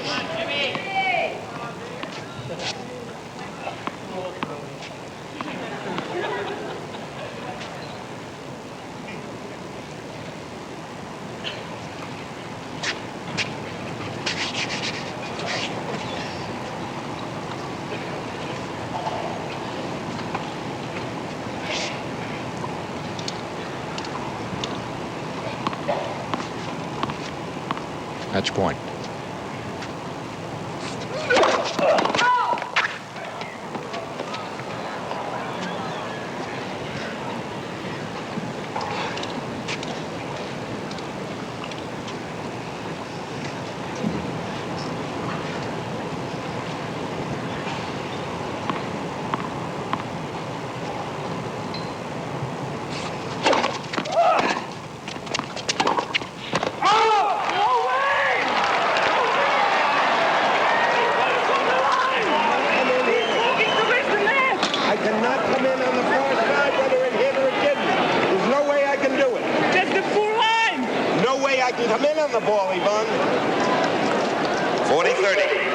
Hammond says that he cannot overrule it.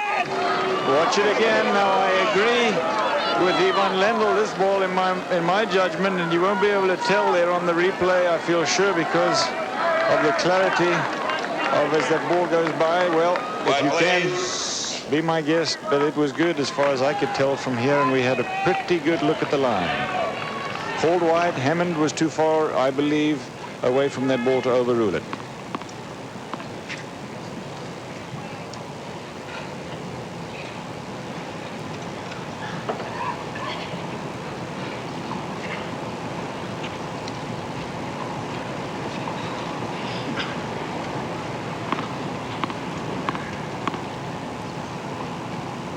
Match point.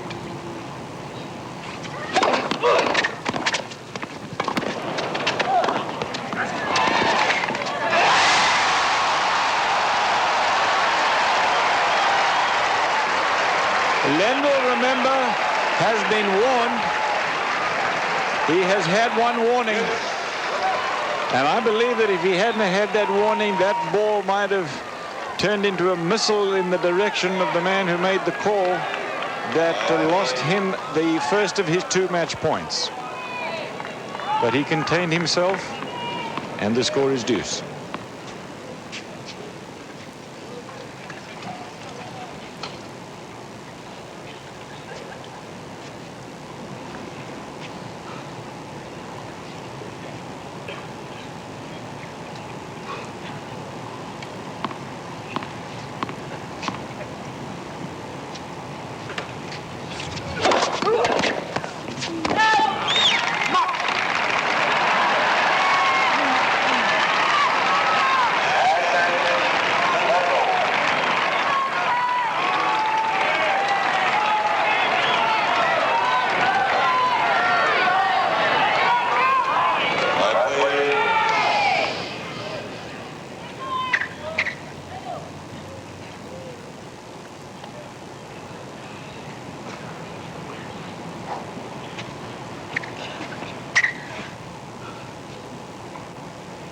Lendl's 3rd match point.